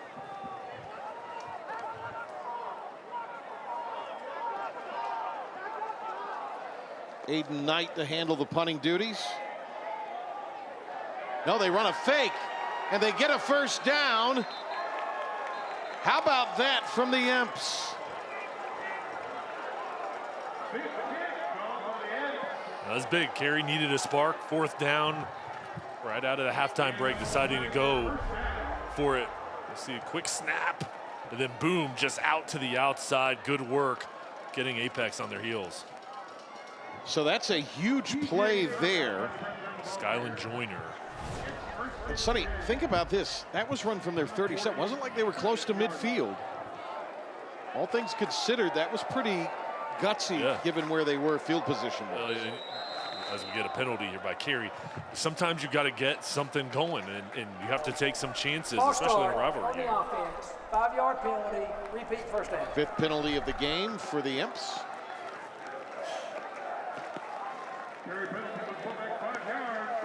Elijah Austin, the left guard, 6'2", 287. He's a senior. Good size offensive line for the Imps. We're going to run it on the side where Blue is. He kicks out a defender, and that will be a first down run. Pretty nice little scamper there for Wright. Yeah, and they run it right behind Blue. Alston, Tyler Evans, the center, having success on the left side, and Wright just hiding behind his offensive line. There's the seal block. Blue kicking his man out as Evans was moving and then just running through the Apex defenders. Cleaned up by Perry. I misspoke. It's going to be second down.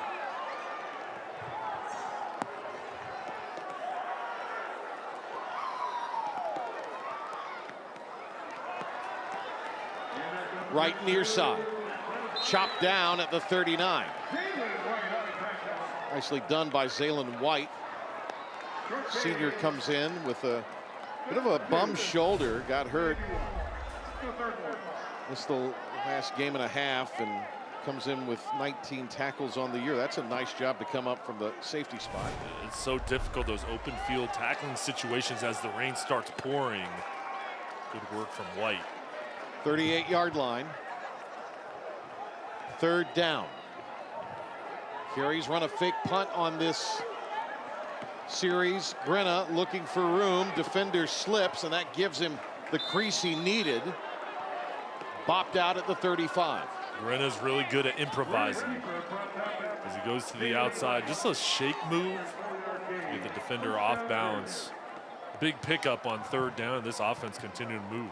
One thing when it's this slick and you're an offensive player, you know what you want to do. The defender's got to react, and that could become problematic. The defender is really, he's the one that's got the tough job because he's got to react to where you're going and then keep his footing, where the offensive guy, exactly right, knows where he's going to go. First down, 34-yard line. Melvin kicks it out. Melvin looking for the first down, and he gets it.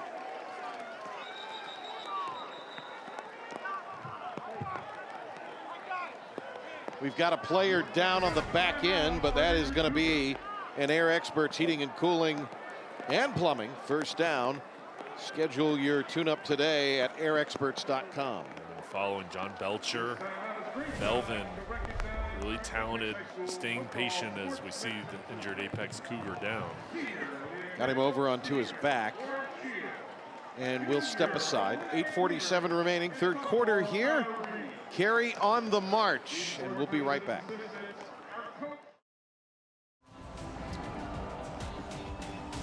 That is Donovan Brown coming off for the Cougars. Good to see him walk off on his own power.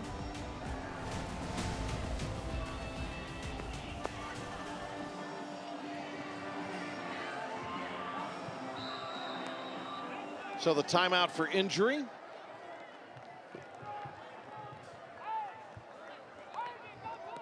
Cougars have it 1st and 10 from the 24. Melvin again spins out of a tackle. Takes it to the 16. That's a gain of 8. In the play design, they have Richie and Trey Blue pulling from the left side, going towards the right. See big number 0. There's Blue 78. Lysa Hill on that right side blocking, so they put the power blockers leading the way for Melvin. 2nd and 2 as the Imps make it into the UNC Blue Zone. GoHeels.com. Melvin. Well, nice move, caught up in a muddy part of the field, but he fumbles and it's going to be picked up. Recovered by Tez Clayton. So Melton coughs it up. And that'll be a takeaway for this Apex defense. That's what the defense is looking for, just so difficult. There's the strip. Paolillo along with Brooks. Like they got in for the tackle and the ball as it comes out. What a play from Clayton, being there alert, jumping on it for the first turnover.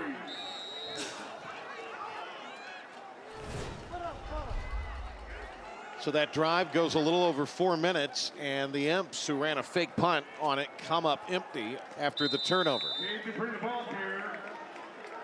And with an 11-point advantage,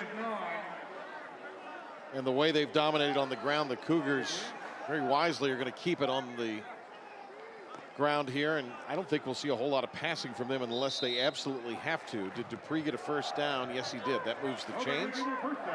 So rack up another Air Experts Heating, Cooling, and Plumbing first down. Schedule your tune-up today. Go online to airexperts.com.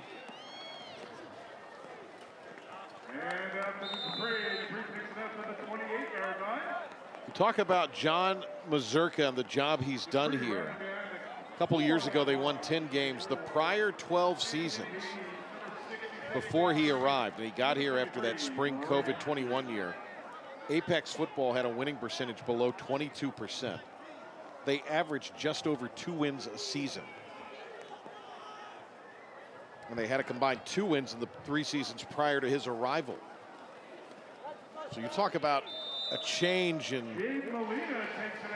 the attitude of the program, the change in culture. That's all something that John Mazurka has brought from the West Coast. And just his bond with his kids in this community, and the community service they do, and how they really bring everybody together, and the kids love playing for him. And Coach Mo's outstanding teacher on the field and off the field, wants the best interest for his players and wants to see them succeed in life.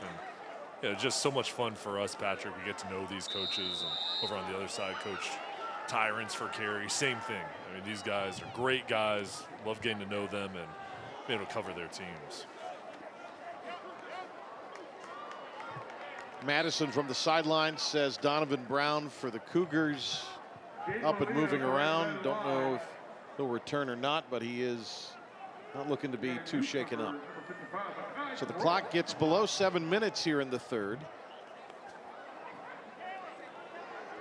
4-yard gain in the play, 2nd and 6. Or 3-yard gain. Still talking to the trainers. Ooh, that's a nice hit. And again, it's Hill. Boy, he has been a one-man wrecking crew tonight for Cary as he wrestles Dupree to the ground. Hill just shooting the gap, beating his man. His technique is top-notch. Very physical performer, and he's playing both ways, not coming off the field, well-conditioned athlete. Given all Liam Rodriguez, the first-year center, can handle.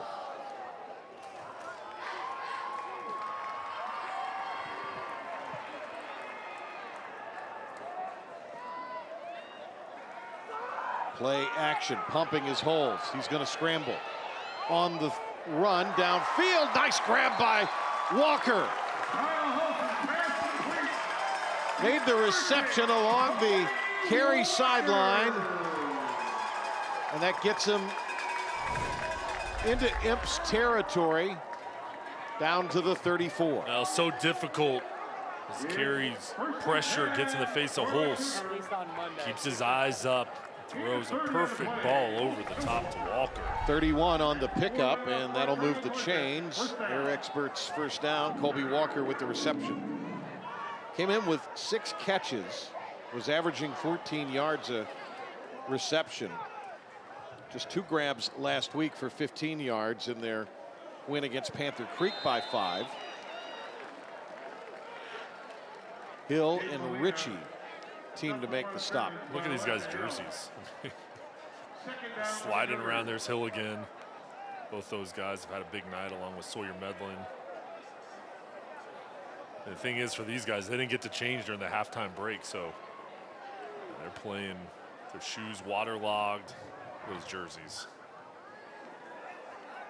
Socks. I don't know if you can wash those. You may have to just get new pairs, new orders. Molina. We have a soccer game, I think, on this field Monday.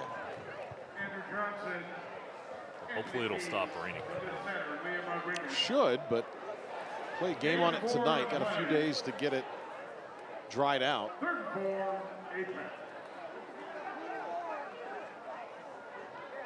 It's going to be 3rd and 4 here. Murrow slides into the slot. He's going to throw a block. And that will be a run for a first down. Saw Murrow slide over there, Sonny. They've talked to him about being a better blocker, more physical, attacking at the point of attack. What have you noticed from him tonight? A young man that's very close to you in measurables and plays a position you played so well. Yeah, he's really doing a nice job being physical and going against good defensive ends. This will be fun tape going against Ritchie and Medlin. Oof. Molina got it, and speaking of big hits, how about that one there? The lick delivered by Clyde Higdon. Higdon coming up from his linebacker spot, just shooting the gap. That's recognition. See the ball and go bring it down. But a good night, Clyde Higdon. Gain of 1, ball at the 18. Inside the UNC blue zone here are the Cougars after the turnover. Just a possession aside here in the 3rd.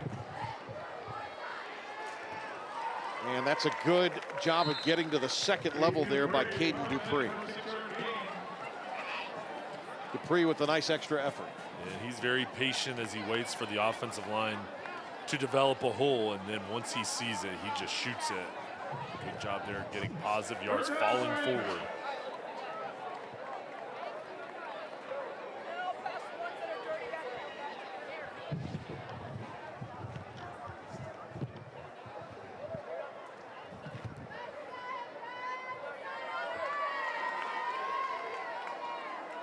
Sonny, their right tackle, Justin Smith, 78 there, 6'3", 272, a math and science transfer. They go up the middle. It's a big math and science student. He's a big kid, a lot of talent. Exactly what you're looking for in a tackle with the long arms, big body. Pick up the first as this march continues. Both teams with double-digit drives to start the 3rd. Cade Earl in at the controls. Keeps it himself from the 6. Earl will go into the end zone. Give him 6 for the touchdown. That'll make it 26-9 on the Original Grills touchdown for Earl, his second of the game. Original Grills, elevate your grill game. Quarterback designed run with a fake handoff. The offensive line doing their job. And Earl just runs with an extra burst, the power. Barrels into the end zone. A lot of excitement here for the students as the kick comes. In case you missed it, no school tomorrow for Wake County schools. Got the biggest ovation of the night when they announced it. Kick skimmed off of the upright, it looked like, but it did make its way through. So it's good, and that'll make it 27-9. It's a 3-score game from Apex and the peak of good living. Time for the Publix Smile Cam. It's brought to you by Publix, where shopping is a pleasure.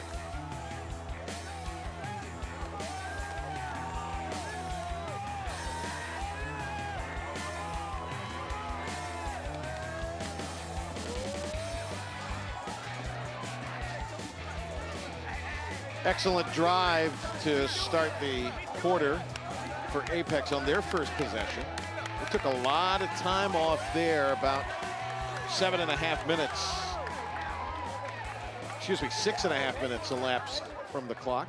Look at the numbers, 309 yards, 199 on the ground tonight for Apex, who came in averaging 140. And Coach Mo made no bones about it, even though they have entered this week with a 2-2 game. He still feels like they're going to contend in the SWAC late season. And he feels like their best ball is ahead of them. He's got to be pleased with this weather. Running the football was going to be a huge factor tonight, and his team has had success with 199 yards in the third quarter, and I expect them to continue to keep the ball on the ground. That was a really impressive drive. Their offensive line looks like they're getting stronger as this game wears on. Beaver did a fine job on the point afters tonight when he's been given a chance. He'll kick here. It's our NC Safe kickoff. If you own a gun, lock it up together. Let's keep North Carolina safe. Short kick, taken at the 39. Another nice job on the return team there by the up man. We've seen him make some plays tonight for the Imps. That's Bain. They'll depart.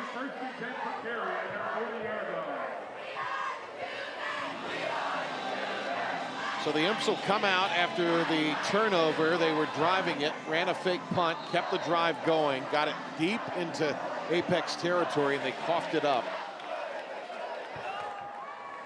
Cougar fans, let's make some noise for your Impact Sisters.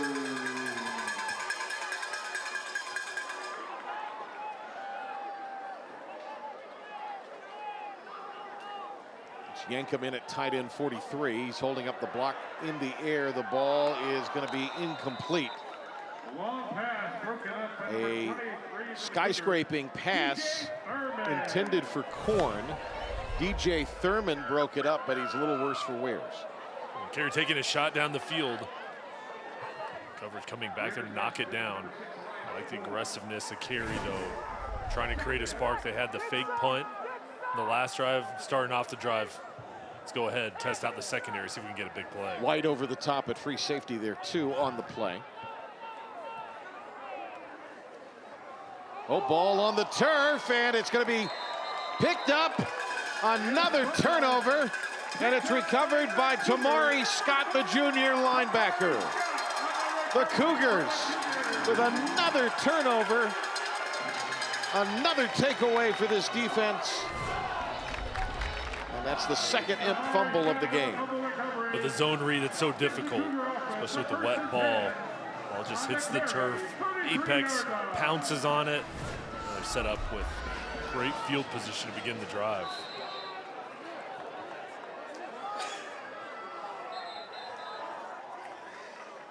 Short field to operate with here on the 33. 2:01 to go. Timeout. Cary. And Cary takes a Their first timeout. timeout of the half.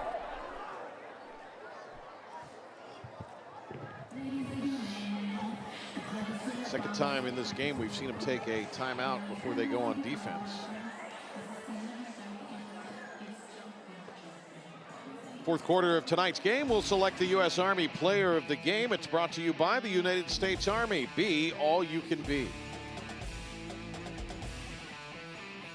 Imps have Holly Springs, Green Hope, Apex Friendship, Panther Creek, Middle Creek left on the slate. Cougars will be at Green Level next week and then at Apex Friendship on the 11th.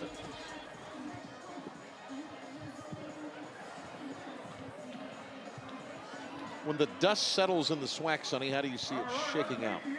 A really deep league. Apex, Coach Mazurka believes they'll be there at the end.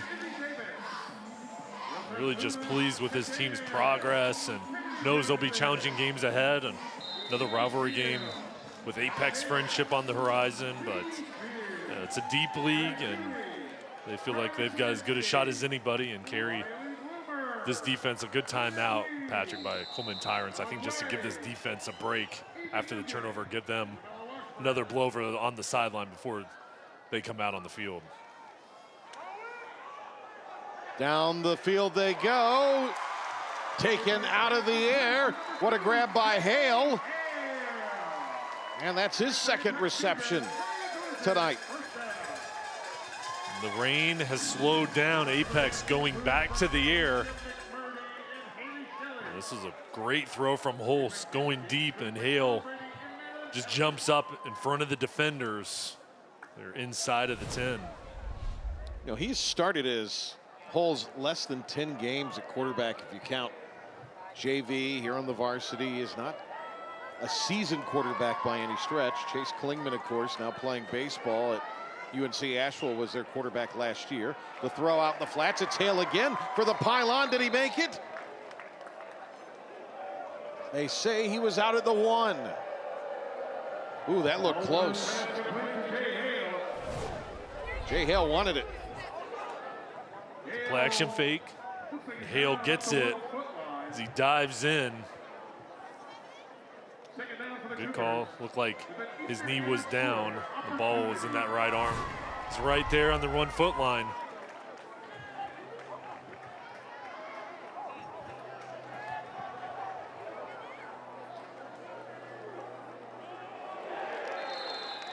That's another nice play in the backfield. And again, Haley, who's been all over the field tonight, the Sam linebacker, with a big hit on Milena. Yeah, the junior coming through. There's some emotion. Oh, he plays with a ton of emotion. Yeah, he's a really good player. That linebacker, front 7 for this defense, very physical. Good job with the D-line, holding up the blocks for Haley to come through. 6 foot, 170-pound junior, fired up for the rivalry here. They've been playing football against one another for more than a century, and we're going to have a play to start the fourth quarter, 3rd and goal, because Apex is going to come to the sideline. Really good quarter, a couple of turnovers for the Imps in the 3rd.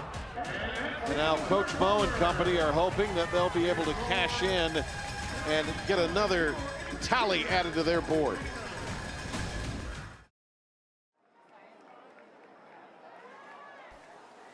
There's a great shot.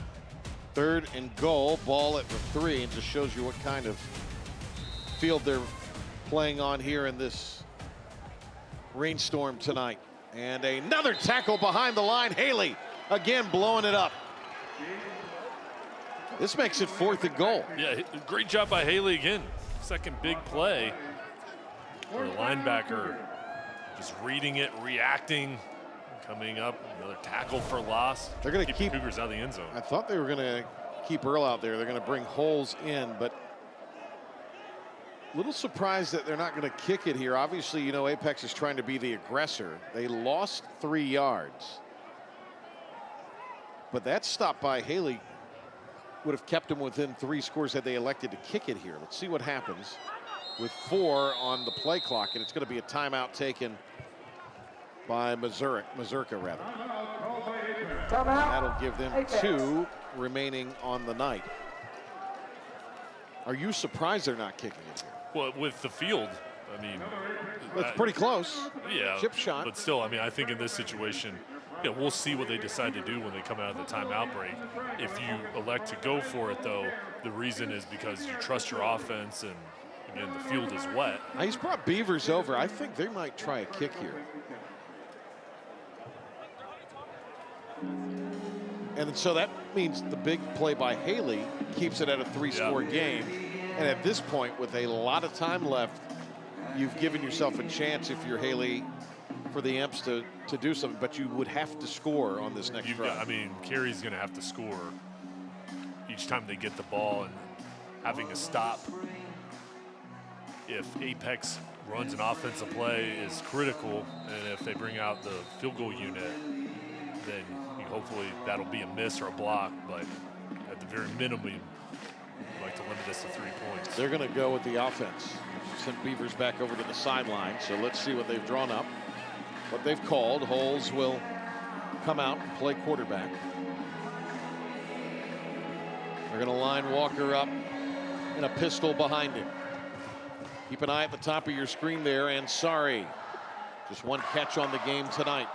Option, though, and a nice play by Holes, who takes it in as the C's part. It will be an Original Grills touchdown for the sophomore Kyle Holes and the Cougars. Original Grills, elevate your grill game. In the first half, they ran a pop pass on 4th down. They go with the option. Fake pitch, and then Holes sees the crease, hits it. Easy touchdown for Apex. Medlin could not get to him, the 2-year starter.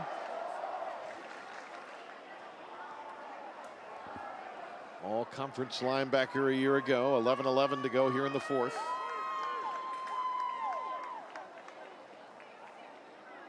Beaver to try the extra point. Not good there. And that will keep it a 33-9 score. Apex leading Cary here in the 4th. Welcome into Friday Night Rivals as the Cary Imps try to get something going offensively here in the 4th quarter. At the forefront of that will be quarterback number 3, Nick Grana. And he, more than anyone's, knows the expectations of Coach Coleman Tyrants, because early in his career, Coach Tyrants did double duty, coaching high school and Pop Warner in Cary, and he actually coached a handful of his current players, including quarterback Nick Grana, Sawyer Medlin, and a few others. So it's no doubt that they know this system and expectations. Those were ingrained to them early on, and Coach told me that watching those players grow up has been amazing. Some of their skill set even present early on years ago. So guys, no doubt that was a stacked Pop Warner team.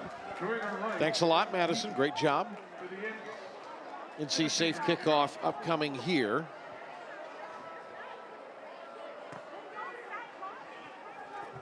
That's going to slip out of bounds. Flag comes in. Second time tonight they've kicked it out. So Cary will take it at the 35-yard line. If you own a gun, lock it up. Together, let's keep North Carolina safe. Patrick Johnson, Jay Sunholder. And you just heard a moment ago from Madison Little, such a great addition to the team this season. And Sonny, that was a big extra point miss because it does keep it a 3-score game. Now, granted, the 2-point PAT factors in all 3 of those scores, but you've got to put it in the end zone if you're Cary here. Well, you got to score, and you got to score quick. And you've got to begin it here on this drive, just having success and moving the ball forward. It doesn't necessarily have to be all through the year. They just have to move quickly.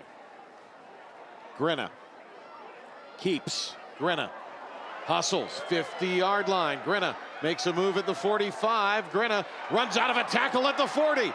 Takes it to the 30. Nick Grena with a scintillating run for the Imps. And they are in business. This is a fantastic effort from Grena. He's looking to go through the air. Just read the coverage and then took off, going side to side, showing off his speed, his quickness. Went for a total of 33 yards to flip the field position. That's the big play Cary's looking for. And it's an Air Experts heating, cooling, and plumbing first down. Schedule a tune-up today at airexperts.com. And Madison's piece was Grenna was on that team, Sawyer, Medlin as well, and Medlin had a huge block on the previous special teams return. So those guys have a close relationship. Grenna in some trouble. Tried to dart it out to Melvin, couldn't grab onto it. Melvin also plays lacrosse for this Imps athletic program. And Coach Tyrants, just close relationships with these guys. And has coached some of them since they're 6 years old. Grenna and Medlin, known them all the way growing up, and just talked about what that means to him. See them growing up and be along their football journey from the time they were little kids all the way to now, and just really love sharing those experiences with these guys. His wife is the commissioner, or was the commissioner of the Pop Warner in Cary. Intended for number 6, number 18, Zach Burden. Incomplete. And I'll tell you, when we talked to both coaches, Patrick, you just had that sense, and really they said so much respect for each side and respect this rivalry. It's so long, and of course, so much on the line in this game, but they both have programs that are run the right way, and I just think each side, really enjoys this game. They want to get this win, but they respect what each other's doing.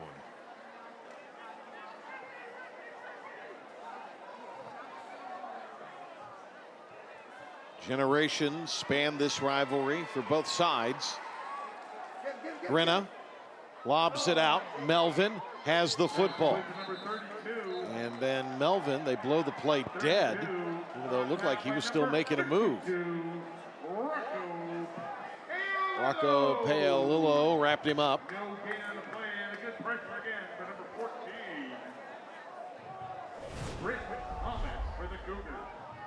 Britton Thomas, was he in on that as well? No, actually, it was Perry coming over. That maybe should have been a face mask. Yeah. That might have been why he stopped. 4th and 10, they'll have to go for it. Now Thomas, who slips. Greta picks up a block, sidesteps a man, hustles, first down and some more. He's determined. He will make his way down to the inside the 5. How about Nick Grenna with the nifty moves? This is amazing. Just the will. Looks out towards the right, comes back to the left, and there's nowhere for him to run. This is just improv, quickness, and then the want to finishing off this run. Great effort. We've got a timeout, and it'll be taken by Apex to leave them with 1. So inside the blue zone go the Imps on the legs of Nick Grenna.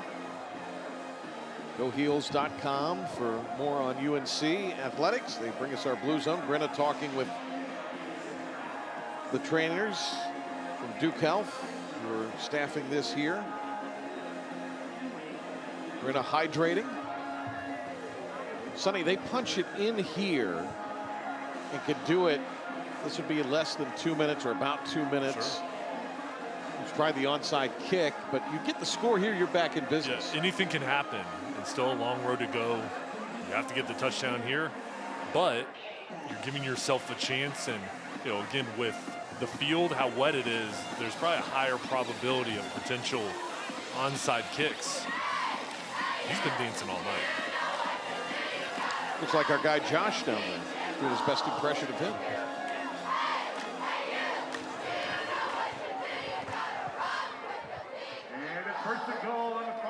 So the ball to the 5 after the 27-yard run by Nick Grenna.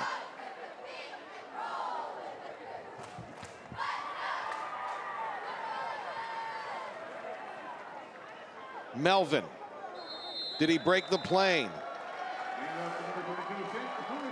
And he did. It is a score for the Cary Imps. An original grill touchdown for Melvin, who gets his 2nd of the season.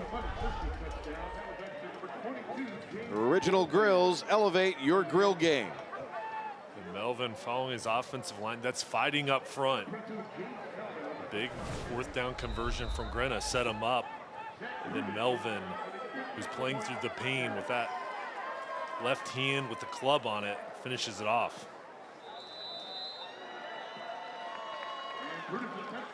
Kick is good. So the extra point is through. And the key, that only took 1 minute and 44 seconds to pull it within a 2-score game. We'll be back with more fourth quarter action right after these words.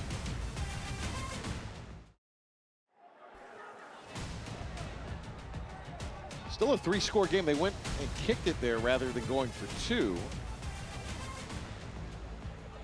So now you still have to generate another possession out of all this. But they scored in 1 minute and 44 seconds. Nice job by the Imps to get downfield. Lace the kick over the top. And that short kick, White was up to field it. Now Apex comes out. So still up by 3 scores here. You lead by 17. Sonny, so how do you execute this if you're Apex? You've had success on the ground. I would just keep running the football and try to pick up first downs and use the clock. If you see the secondary for Cary come up and you feel like you can get something through the air, I'd go ahead and take it. But right now, you're in the driver's seat. No reason to put the ball in harm's way. Just keep it on the ground. That's what they do. And that's a good run behind Princeton Robinson, the left guard, who's a 300-pounder. It's Caden Dupree, the junior. They had dialed him back, but they have given him a healthy dose of attempts tonight. He's looked really good. And for Apex, the only thing that can hurt you right now is a turnover. So the message coming out of the huddle, coming out on the field in this drive is you got to ball security, hold on to the ball, especially with Cary trying to rip it away.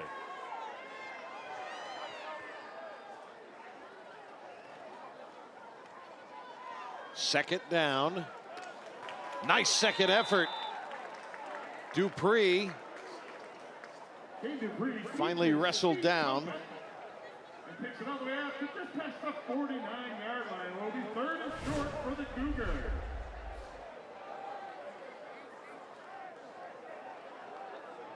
Brady Matthews pulled, trying to set up the block for Dupree.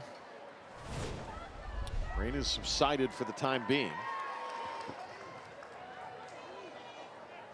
Running the pistol, and Jaden Molina is in.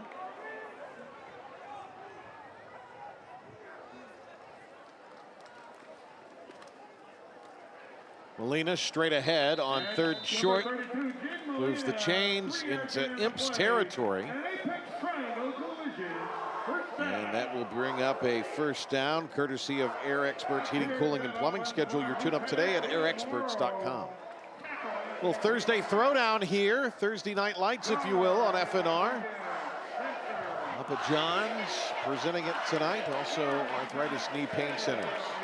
A lot to cheer about for the student body tonight. They will not have school tomorrow in Wake County.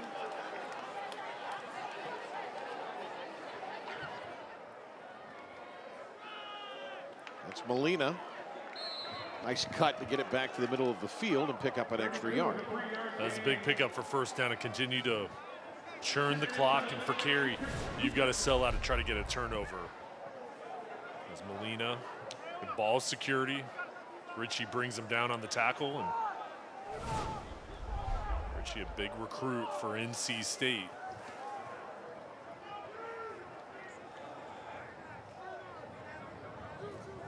Second down, 7.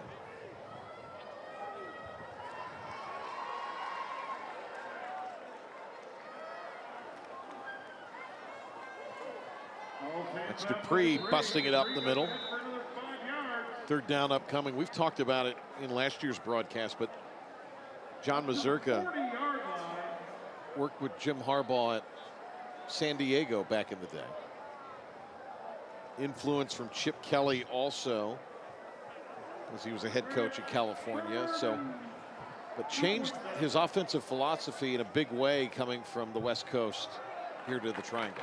Yeah, and those experiences from California moving to North Carolina, just what he's done to change Apex, turning it into a perennial power, and how he really tailors this offense to the skills of his players. They're going to throw it. It's going to be intercepted, picked off. Nice interception there. It was bobbled around by Mangine, and then he brought it in. Second pick of the year for the senior. Josiah Mangine in the backfield. So Mangine with the grab. Look at that, what hands and concentration as they wanted the tight end. Yeah, the focus, I mean, that's so difficult with the slick ball. Mangine, the scholar athlete tonight, great kid on and off the field. Comes up with a big play, now carrying business. 5:51 left. We're gonna have to move quick. See if they can get a drive going. It's a low snap, darted over the middle, reception made, and it'll be a first down.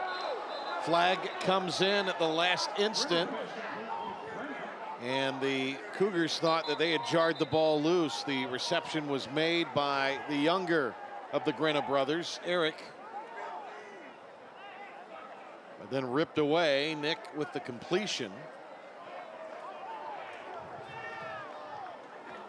Nick Grenna is one of those kids, boy, if he had just always played quarterback his whole life, he's got a lot of natural skills, but he was a all-conference receiver as a sophomore.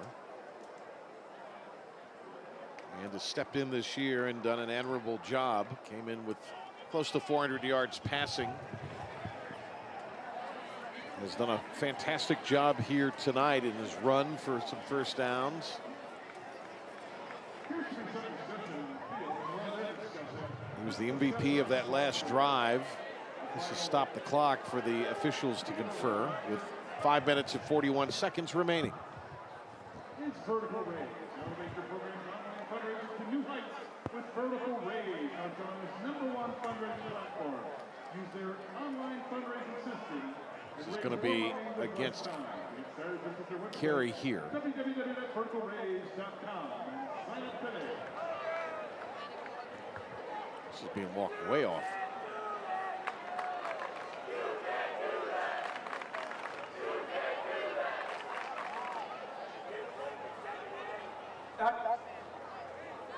See what the call is. On the play, we have a catch, then we have a fumble. During the fumble, we have an inadvertent whistle. Cary has chosen to replay the down. Inadvertent whistle. So they're going to replay the down. They're going to redo it.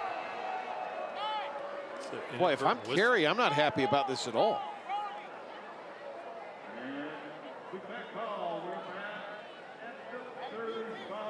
He fumbled, clearly. It was stripped out. Well, then I am fine with it if I'm Cary because you maintain possession. It But depends where the whistle was. right.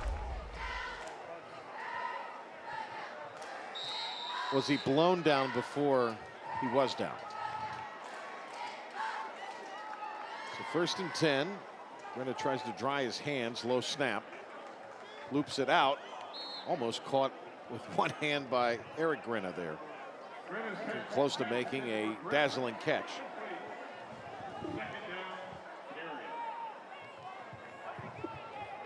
He's impressive for a freshman, isn't he? He is, and he's tall, good speed. A bright career for Cary.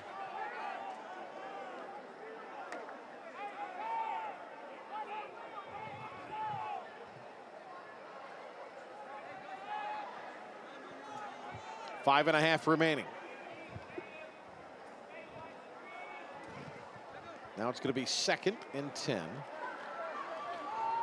Grenna, the wobbler, and it falls to the turf.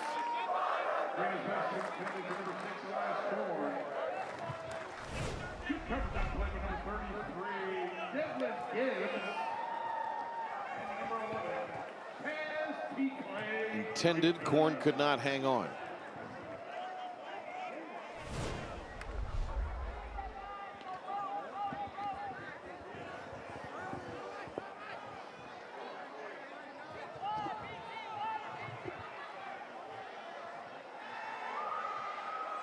Time running out for the Imps. Third down, swing pass. Nice job to bring it in by Melvin. He gets the first down. And actually, it's Wright who then gets out of bounds. Right, really good hands. Hides on a swing route. Very wisely gets upfield, gets out of bounds to stop the clock. Air experts, heating, cooling, and plumbing first down. So that moves the chains. Puts the ball at the 48. Watch your ball.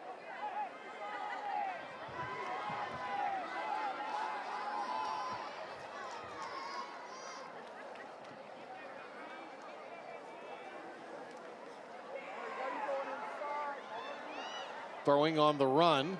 Nice catch made along the sideline. And it's going to be a reception. Nice job by Korn to drag it in. As Korn catches it, slides in the mud. This is excellent, though. Grenna throwing on the run. Look at the focus to stay in bounds, slide down, haul it in.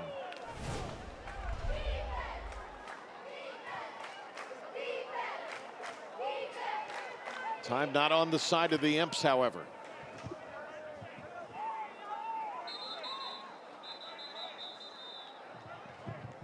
Procedure, and that will back them up 5. So they'll operate from the 40. False start on the offense. 5-yard penalty. Foul. 5-yard penalty. Switch the teams back. To the 40, where they Cary will huddle here, gives them a little chance to regroup with the stoppage and 4.5 to go. Now they wave the clock. Here come the Imps to the football.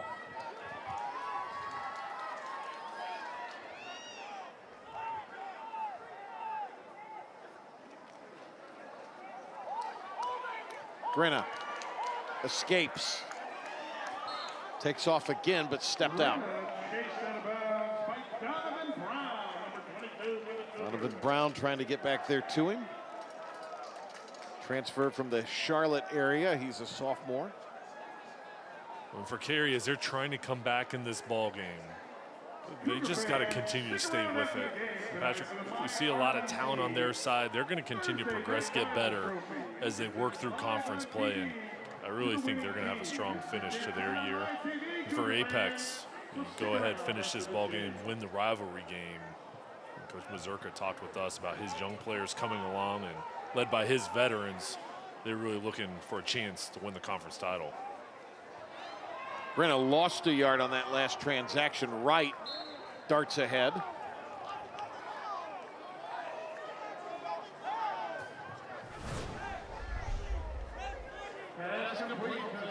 Clean pocket for Grenna. Flips it out to Wright and lets him do the rest. Talented sophomore.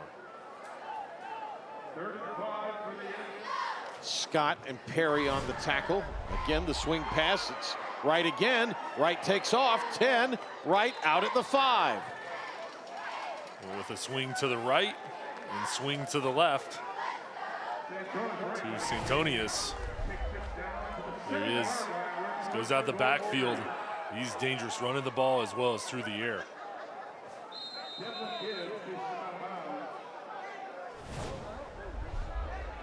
So they march into the UNC Blue Zone. GoHeels.com, 2:58 to go. Final timeout used by Apex here with 2:58 remaining.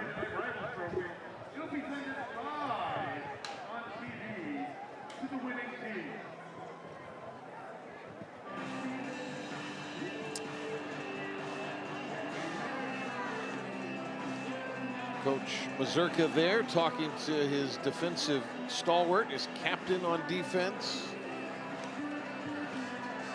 Paolillo. A lot of great things to say about him as someone that really comes in and does a fine job of making sure the offense, or the defense rather, is where they need to be.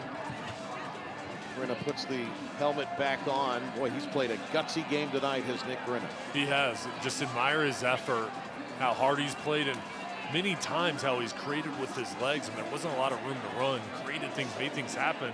He's been accurate throwing the ball. And just give credit to all these kids out here playing in the conditions. I mean, they've been playing hard in this rivalry game, and muddied up. It doesn't matter. It's been fun to watch. First and goal from the 7. I think they got to punch it in pretty quickly here. Grinnell operate out of the shotgun.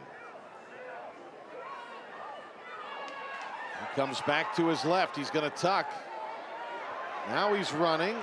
Heaves it in the direction of his tight end Hill.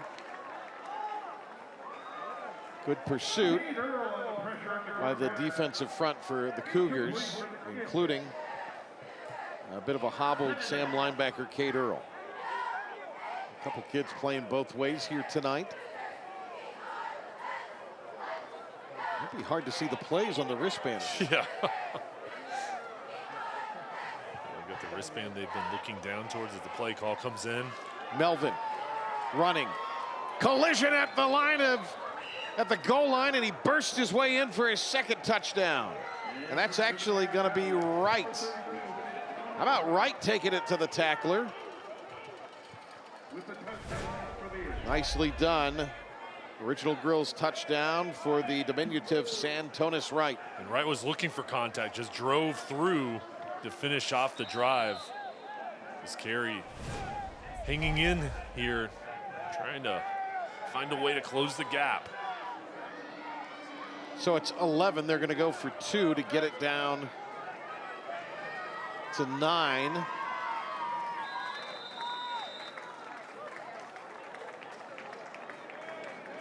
That was Melvin.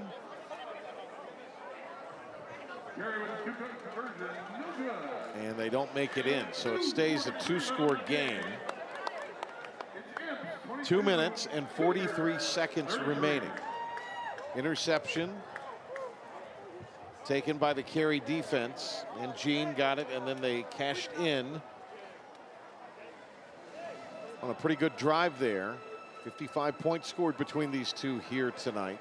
2:43, a ton of time, and if you're Cary, you do have the 2 timeouts, none for Apex. Apex wants that clock to move, but you kick him deep, you try to kick it deep here, Sonny, and pin him, or do you maybe go for the onside? You got to go onside. You've got to try to get the ball back as quick as possible. I don't even think you can do a sky kick. I think you need to go onside, try to get a ricochet, and give the ball back to your offense.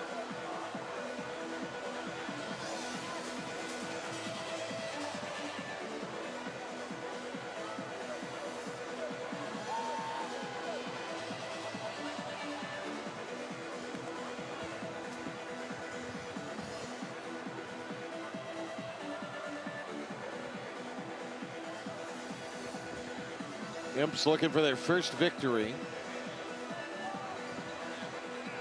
Not had a winning season since 2011. That was Ben Kolstad's final season. He, of course, now is at Leesville. Kolstad went 9-3 that year, and they beat Apex that season 34-0.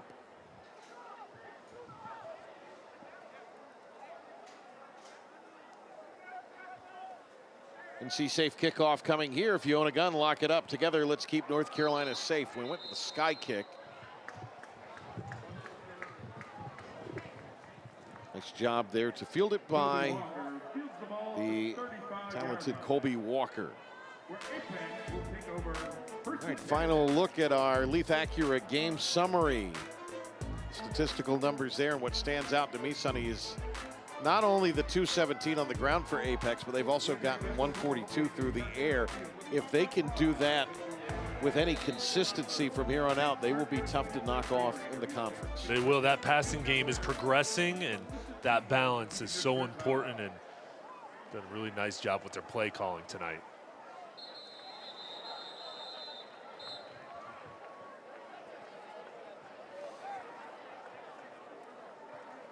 Dupree with the 2-yard gain. Dupree picks up 2. For the Cougars. Apex electing not, or rather Cary electing not to burn the timeout here.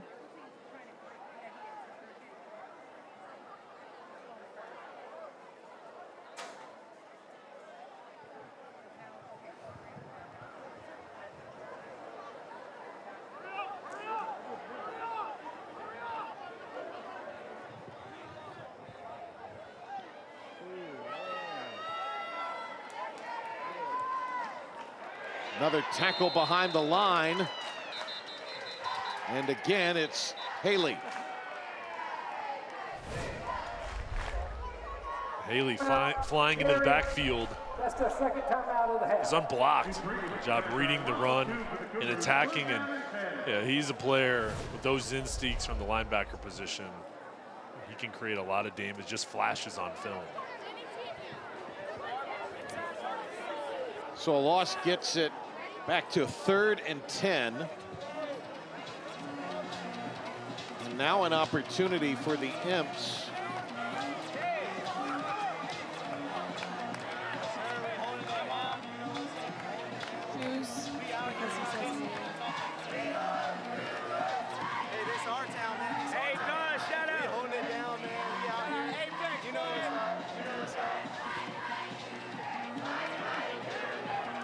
Apex players pretty confident.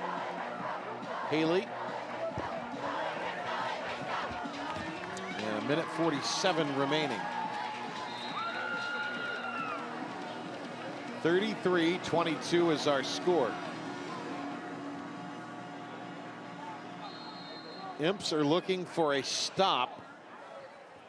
They will likely take a timeout if they get one here. Kyle Holes at the quarterback spot. End around. And it's going to be a first down as Ansari takes it across midfield.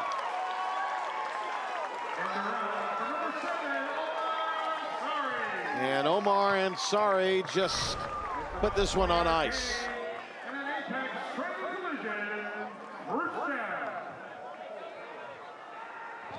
Ansari picking up blocks.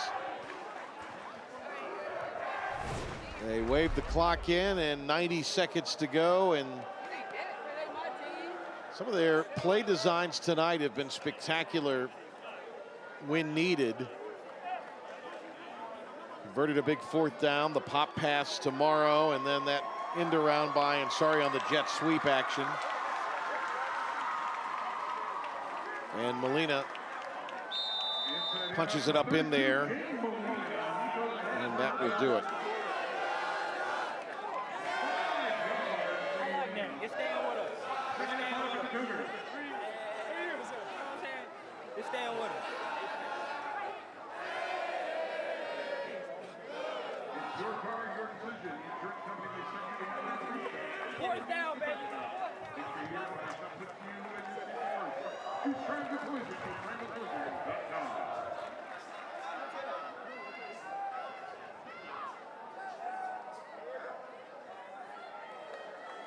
Snap takes the knee, that'll do it.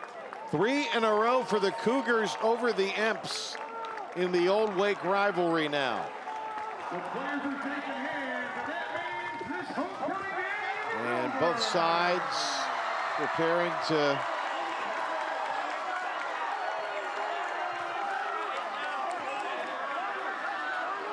shake hands.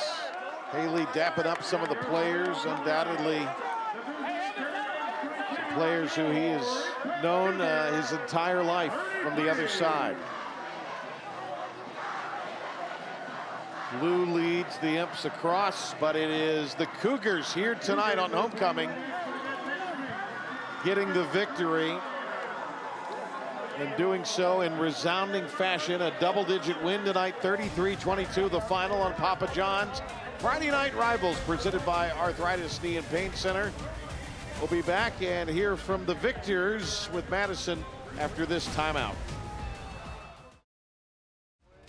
Cougars win it tonight on homecoming in the Old Wake rivalry. Here's Madison Little.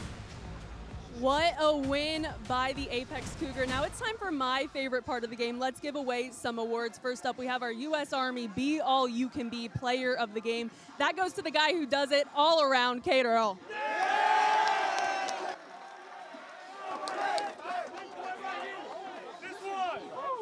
And now, Coach, your fans fled to this stadium looking for a huge win. What does it mean to be able to give it to them? Hey, a 100-year rivalry right here, playing against a great team, great crowd on a Thursday night in the rain. The whole community showed up, student body showed up, and we're bringing home another trophy. Gotta love that. And there were a lot of variables that played into this win. What does this win say about this group of guys? Hey, these guys are stable. They play together. Best thing is we're in first place, going to league, next game. Here we go. Well, congratulations. Here's your trophy. Enjoy your team. All right, nice job, Madison and Sonny, for Coach Mo. He's really turned it around here. They're 3-2 and 2-0 now in the SWAC. A big game, and they're going to celebrate this, have a long weekend to enjoy it, and they'll get back to SWAC play next week, but really impressed by both sides, how hard they played in the weather. And Apex is looking to take the next step going into next week, and will have a lot of momentum after this game. And they take the title belt with them for one more year in this rivalry. Well, all of us would like to take a moment to thank the wonderful folks at Papa John's Arthritis Knee Pain Centers in Tatum and Atkinson. They make these games possible for viewers at home. We'd also like to thank our other great supporters for their contributions to our Friday Night Rivals telecast. United States Army Original Grills, United States Marine Corps, Air Experts, Heating, Cooling, and Plumbing, Leaf Acura, NC Safe, UNC, Publix, and NCDHHS. We'd especially like to thank tonight's participating high schools and their administrators for their support. Cary High School and our host, Apex. Next Friday, Inlow takes on Broughton, so tune in for that. Big thanks to our crew. Great job, everybody. Great to be with you. For Jason Alder and Madison Little, I'm Patrick Johnson. We'll catch you down the road a piece. For now, good night from Apex. Ever since my boots first hit these